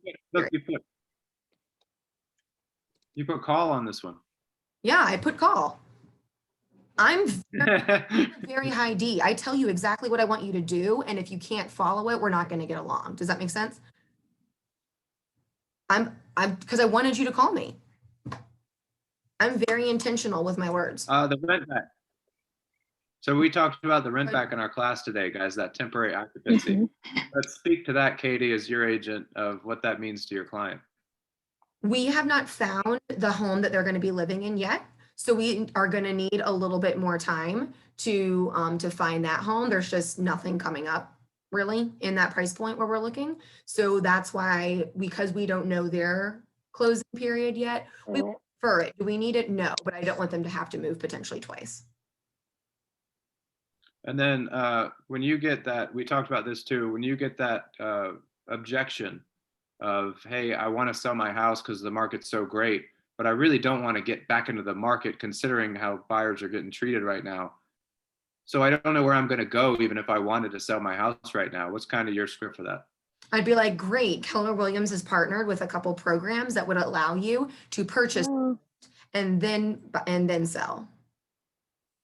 Is that what you wanted me to say?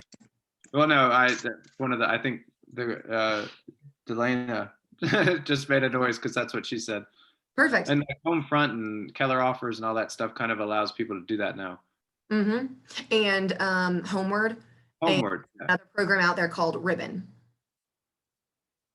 Actually, the people buying this house, they're buying it with Knock. You're kidding. I'm not kidding. Man. All right. Well, what's Knock? Knock And is a Ribbon? pro. Oops. My bad. That was my baby. You're good. I think someone said, what's Knock? Knock is a program that, Katrina, do you have a tiny human trying to put something in your face?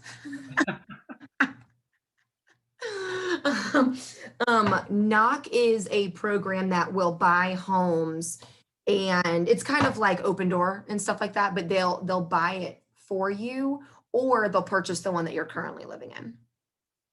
Basically, they're just a huge program that has a lot of cash, so they'll buy it for you. Okay, I But missed you- what you said about Homeward and Ribbon. What is that?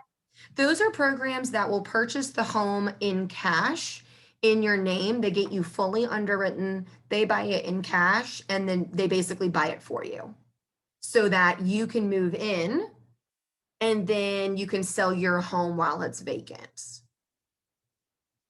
Which one, homes typically sell better when they are vacant as opposed to being lived in, and you don't have to do the whole showings when your stuff is still in the house, get out of the house on last minute's notice, blah, blah, blah. But then also some people, you can't afford to buy before you sell. So this program will do it for you. And they make you competitive in the market because they're willing to let you write cash on your offer. Mm-hmm. Now you're still, I think it's still going to have an appraisal, whereas a lot of cash offers won't have an appraisal. But if you're willing to go, these people have to be financed. My sellers, when they go to buy, they have to be financed, but they're willing to go 25 grand out of pocket above appraisal if they need to win. So anyway, was that helpful, Michael? Look, agents have different personality styles. Buyer's agents are almost never high Ds. They're almost always ISs. Michael, what's your disc? SI. Oh, interesting. You're almost never going to have a high D buyer's agent because they do not have any patience for driving people around. There is a reason why I have showing assistants and I do listings, because I understand I'm a very impatient, raised by a Marine kind of personality. And like, I'm giving you the knife hand right now. I was about to say, raise your hands. Yes, and so I'm much better suited for a listing agent.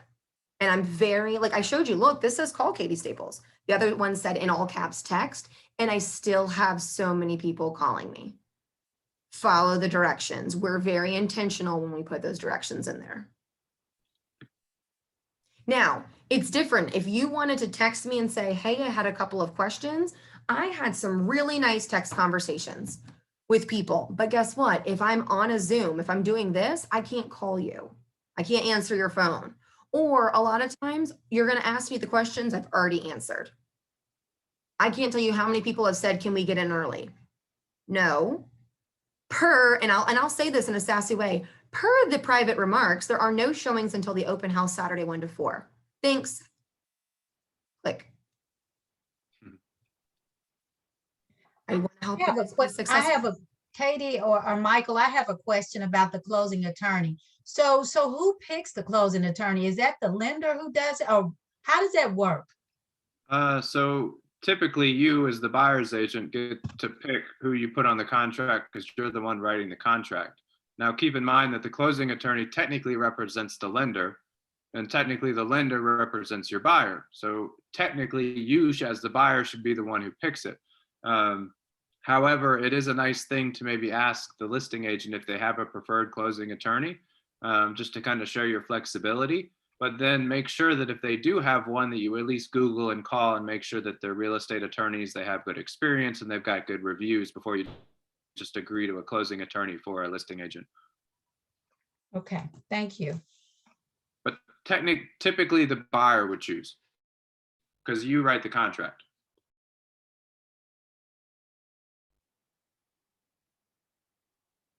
We're almost out of time, y'all. Any more questions? Any other concerns? Anything? Wait, what did we? Hey, Mike, all I'd ask, if you don't mind, if you could share with us that email that you send when you're sending an offer, as well as a copy of an example of the cover letter that you send with your offers. Katie, can you help remind me of that so I can get everybody's emails? One more time. So I'm going to send them a follow-up email as a class. Yeah. But can you help me make sure I got all their emails?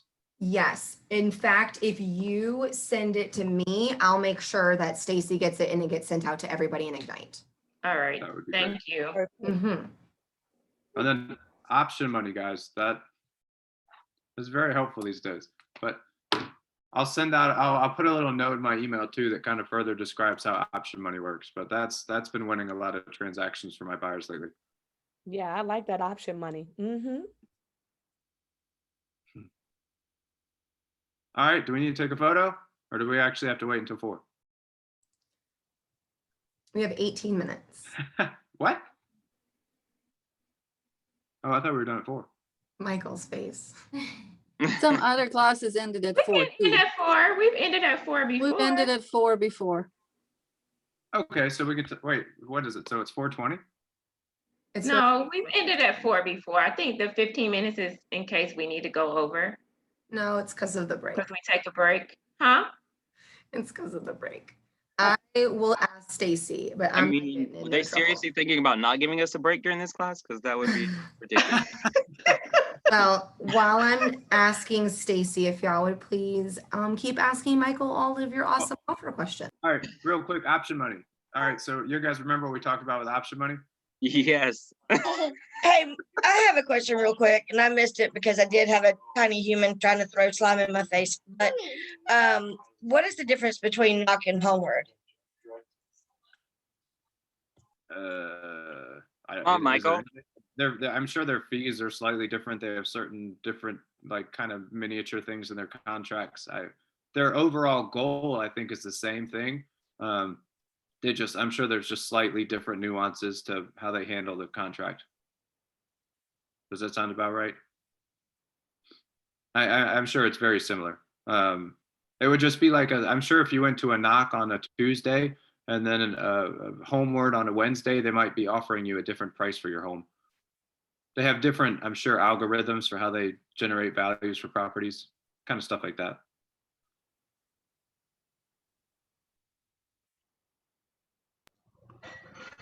So option money?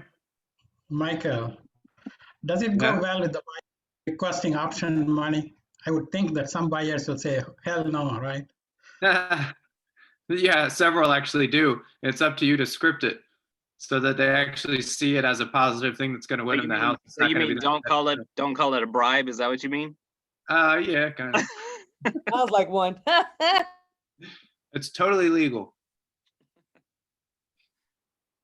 There's actually, yeah, on the first page of the purchase and sale agreement, it's on there. So it's fully written out. And obviously, I forget the name of the gentleman that does our Georgia Association of Realtor Contracts, but it's one of the best attorneys in all of Georgia. That I have no doubt that they made it legal, but it sounds a lot like a bribe.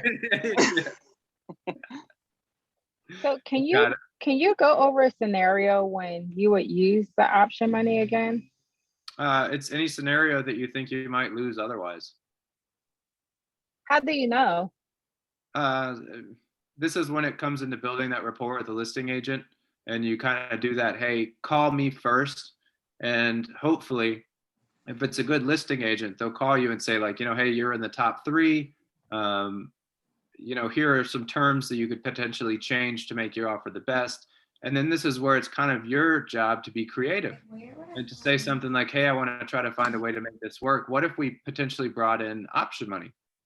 What if I fatten your A lot purse? of times, what's that? What if I fatten your purse a little bit today? Save you some money. Hey, Michael. Right. if you- Well, so what could? Yeah.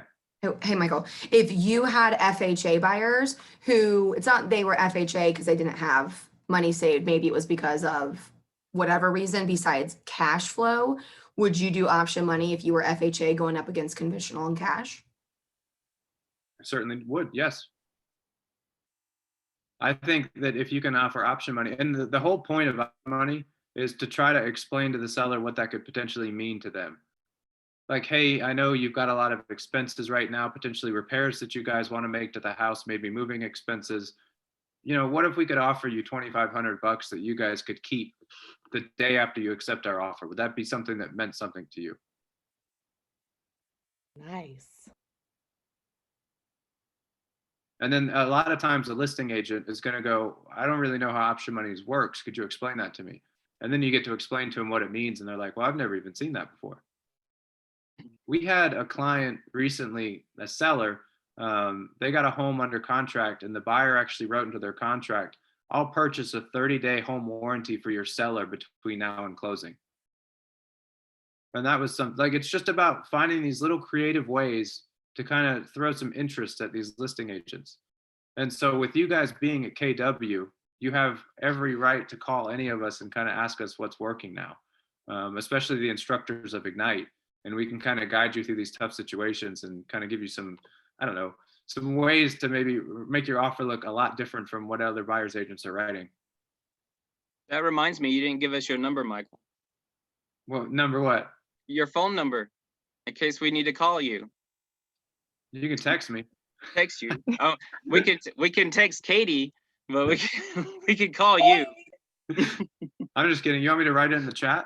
Yeah, please. I'll write it in the chat. I've already got Katie's. I was about to call her. No, I'm kidding. I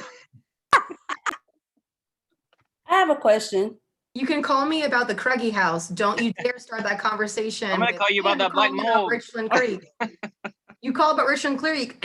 You call about Craigie. Okay, we can have a conversation. I have a question. Yeah. What's the difference between active under contract and pending? That's a great question. So, I mean, a lot of listing agents do this wrong. But technically the answer is as soon as you go under contract, you move into active under contract. And then once a buyer gets through their due diligence period, the listing agent is supposed to switch it over to pending. So if you're a buyer's agent and you're looking to potentially write a backup offer or see if it still is not through due diligence, which means it's still kind of on that topsy-turvy, could potentially terminate timeline, active under contract means it could potentially still do that. Once it moves to pending, that moves into a more situation where it looks like they're probably going to close. So it's supposed to help you advise your buyer on where they are in their contract. Unfortunately, not a lot of people do it accurately though. So just Right. a lot of times it doesn't move from active under contract to pending before closing. And some agents, because active under contract just came about, what, Michael, like last year? Yeah. Yeah, so a lot of people go straight from active to pending. So you can't always super trust it, but you're supposed to do it that way. And you would just go into FMLS to change it to pending, right? Okay, okay. Thank you. Well, and with that in mind too, a lot of listing agents won't even move it into active under contract or pending because they want to see if they can drum up any more backup offers for their clients. So even if it says it's active, don't fully trust that it's active. That's why I always say to call or in certain scenarios, text just to see if they have offers and if it's still available. Because we've seen agents who it takes 2 to 3 weeks for them to move it from an active status to an active under contract or pending status? Ethically, you have to do it within 72 hours. There are plenty of agents that will continue because what they want to avoid is they know that it may come back on the market after the inspection. If the inspection may be rough or something like that, they don't want it to look like it already went under contract and it had to come back on the market. So some people will do it because they want to keep getting sign calls and more clients from it, maybe more offers. Other agents will be kind of shady with it and they intentionally won't change it because they want to make sure it gets through due diligence first. That is not allowed. And so people have started turning in agents who are being shady like that.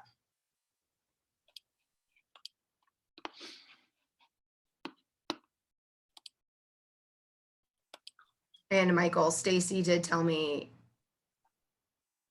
you have to go till 4:15. So. All right. 11 minutes.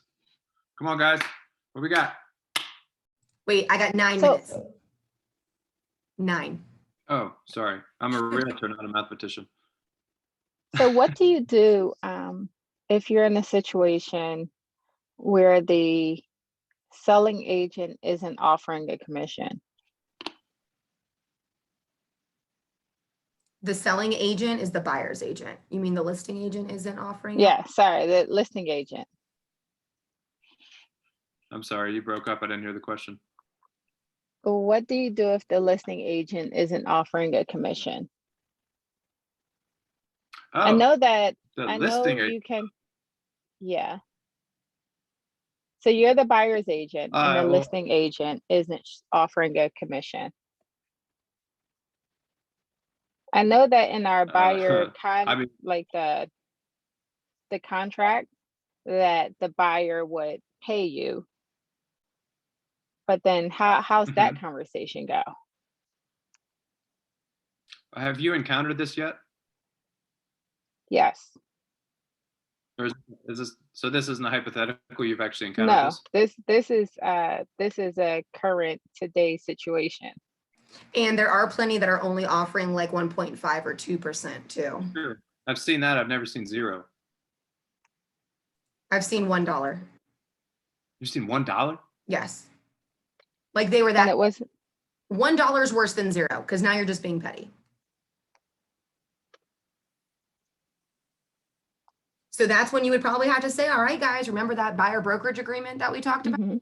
Where if I wasn't going to get paid, or what you can do is you can send over a commission agreement. I had someone try to only give me 2.5 and I was like, no. So I sent over a commission agreement where I was going to get the full 3 and she signed it. Okay. From my perspective, I would call that listing agent and just say, hey, why are you only offering 1.5 or $1 commission to the buyer's agent? And I would see what her response was, because normally the response to that is going to be something along the lines of, because I'm only making 2%. And I can use that to identify the fact that this listing agent's probably not very good at negotiating if she's already only getting 2% on her sale. So I've already got one red flag. And then I would probably ask a question of, hey, if I can get my buyer to give me 1%, they're ready, willing to go, and they're already fully pre-approved. Can you and I negotiate if we bring a good offer that you give me 2%? And if they say no, I'll say, okay, well, then I think I have to readdress this with my buyer. I don't think I'm willing to bring them under these terms. And, you know, she could have 2 options. She could let me walk away, or she could take the bait and say, hey, look, all right, you know what? All right, fine. If you bring me a full price offer, I'll give you 2%. And then we kind of have that conversation. Then the next step is you have to call your buyer and you have to say, hey, look, I know you love this property. I know we discussed this at our consultation. The listing agent's only willing to give me a full price offer, 2% commission. What that means is based on our buyer brokerage agreement, if you're not willing to pay that extra 1%, I can't represent you. Then everybody has options. And hopefully when you present that option to them, they'll say, well, look, all right, we love the house. Let's go look at it. If it comes to that, we're willing to give you that 1%. The next step is you have to send a notice to show unlisted property or a commission agreement to the listing agent for that 2% and get them to sign it before you show it. If they sign it and your buyer's still willing to give you that 1%, Now you show it, you've got your buyer brokerage, you've got your notice to show on listed property, and you're good to go for your full 3%. Okay. Michael, with that said, with that part of the contract, so you think that's a good idea to, when it comes to check, whether or not you're gonna charge a buyer client or not charge them? You think it's a good idea to charge them for that extra percent? Yeah, I mean, it's at least worth the question. I mean, to say, hey, look, you know, I negotiated with them for, 25 minutes today. They're only willing to come up to 1.5%. In order for me to fully represent you as a client, I need you to pay that other 1.5%. Here's what that costs at this price. Do you want to move forward with me?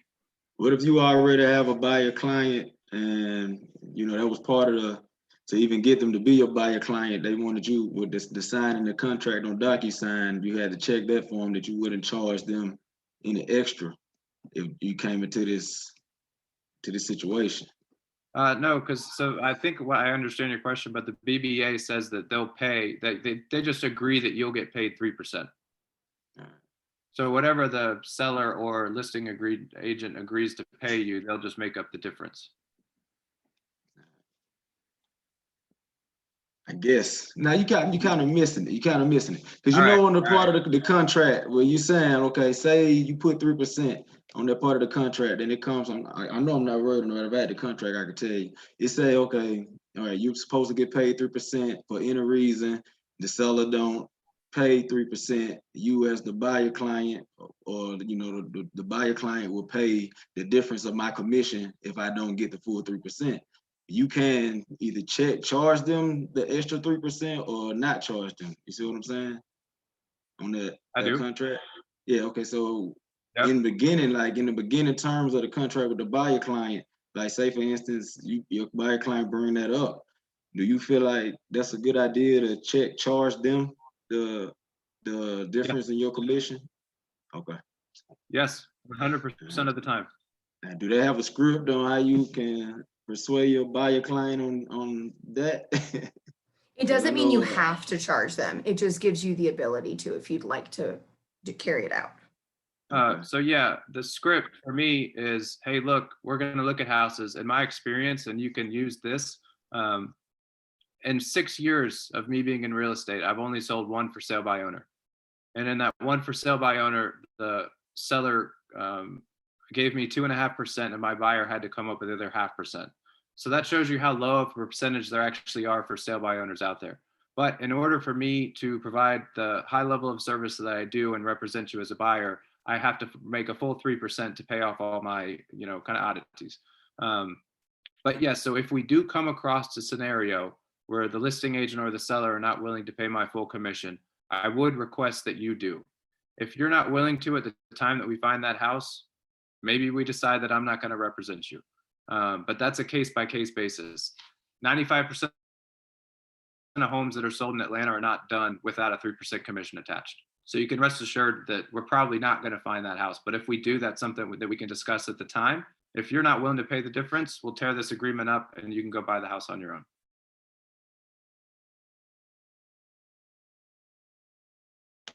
That sounds good. You sold me.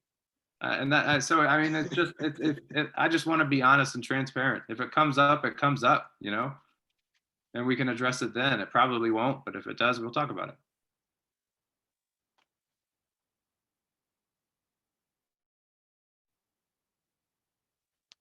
We made it. I am just waiting for my little clock. As soon as it hits 4:15, y'all better smile. They make me put the timestamp in it. That's how serious this is. Everybody hold your breath. Ooh, I don't know how. Okay, good luck.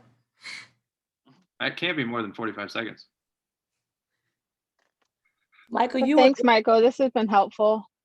I appreciate that. Y'all are a great class.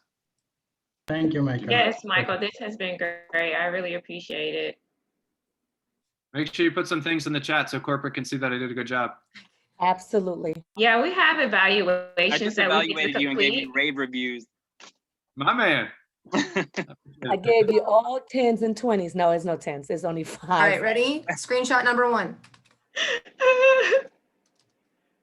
All right, ready? Screenshot number 2. All right, toodles. All right, y'all. I put my phone number. I put my phone number in the chat, so call me if you need me. Thank you. Thank See you. everybody soon at Marlowe's Tavern. Hell yeah. See you at Marlowe's, guys. See you at Marlowe's.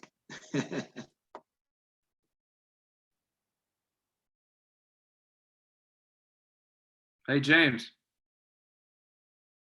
Yo, what's up, man?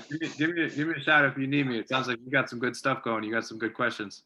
Hey, I got you, man. I definitely locked you in. I even followed you on Instagram, so you'll see it. All right. Hell yeah. You'll see my big ball How long head you been picture. licensed? Man, I got my license in November. So I've been licensed in November, Okay. and I came on with Keller Williams in December. So Have you had any transactions yet? that's it, man. I got buyer clients. I done did buyer consultations. I'm trying to figure out how to hook a seller, and I'm also still working a buyer. So right now, just in the thing of marketing, and then I'm trying to get my one buyer client on board and get them to act right. The one I was explaining to you earlier. Try to attract more. I got a couple more buyers. They just got to get a few things straight with the credit situation. That's what I'm having a big problem with running into. People ready to buy, but they have situations that's stopping them. Like credit stuff? Yeah, credit stuff, credit situations. Comes up a lot. Yeah. And a lot of people don't realize it until they actually want to start looking for a house. So they get you all excited. They go through that qualification process and they're like, what? I'm like a 620? Yeah. Crap. Yeah, right. So, hey, I was just the other day, man, I'm trying to create a script for myself on even before I even get to the buyer consultation, when I'm meeting people. For instance, like I got this thing where I want to hand out some flyers about the 0+ with my business card attached. And I want to take a clipboard, but upon stopping them and talking to them, I'm gonna create a little script to ask them about that before, we even go further. So if your credit, like you say, your credit score is 616, okay, well, you might want to work on this or call my lender for the classes that they give for the credit repair, stuff like that. To save me some time because ask them if they've ever heard of Credit Karma. Yeah. Cause a lot of people are asking, your credit score. They're like, no, not really. I'm like, really? All right, Credit Karma. I want to say that, but I got to figure out a way to tell them that too. But all right, well, hey, let's plan to grab lunch or coffee or sometime soon. Hey, man, that'll work, man. That'll work. I'm about to lock you in the text. Matter of fact, I don't know if you got some free time, man. 5:30 to 7:30. We're having a thing. Supreme Lending, Hunter. He's gonna sponsor us. 5:30 to 7:30, drinks and food, whatever. I guess how they do it. It's my first time doing it. My first time, marketing it. So it's supposed to be cool, man. Marlowe's Tavern right here in Smyrna. You know where it's at? Off of Cumberland Parkway. I do. We actually had a client event there like 3 years ago. Okay, yep. That's what it's gonna be, man. We're supposed to have a whole balcony to ourselves in it. It's the first time. Sharon's she started it, but she's still on vacation. So, and Patty got to leave early, so it's gonna follow me. So, but it's the first time we're gonna do it. Got that actual when you're standing outside, you can still get access to the bar. Yeah, that's cool. That's what I like about it. Like the bar sits right there on the balcony. So it's our first Thursday. We're gonna see how it go. All right, Hey, well, let me James, know. I gotta this pick my real kid up quick. today. I wanted to tell James this real quick. When they tell you, James, they don't know what their credit is, that already let you know it's not good.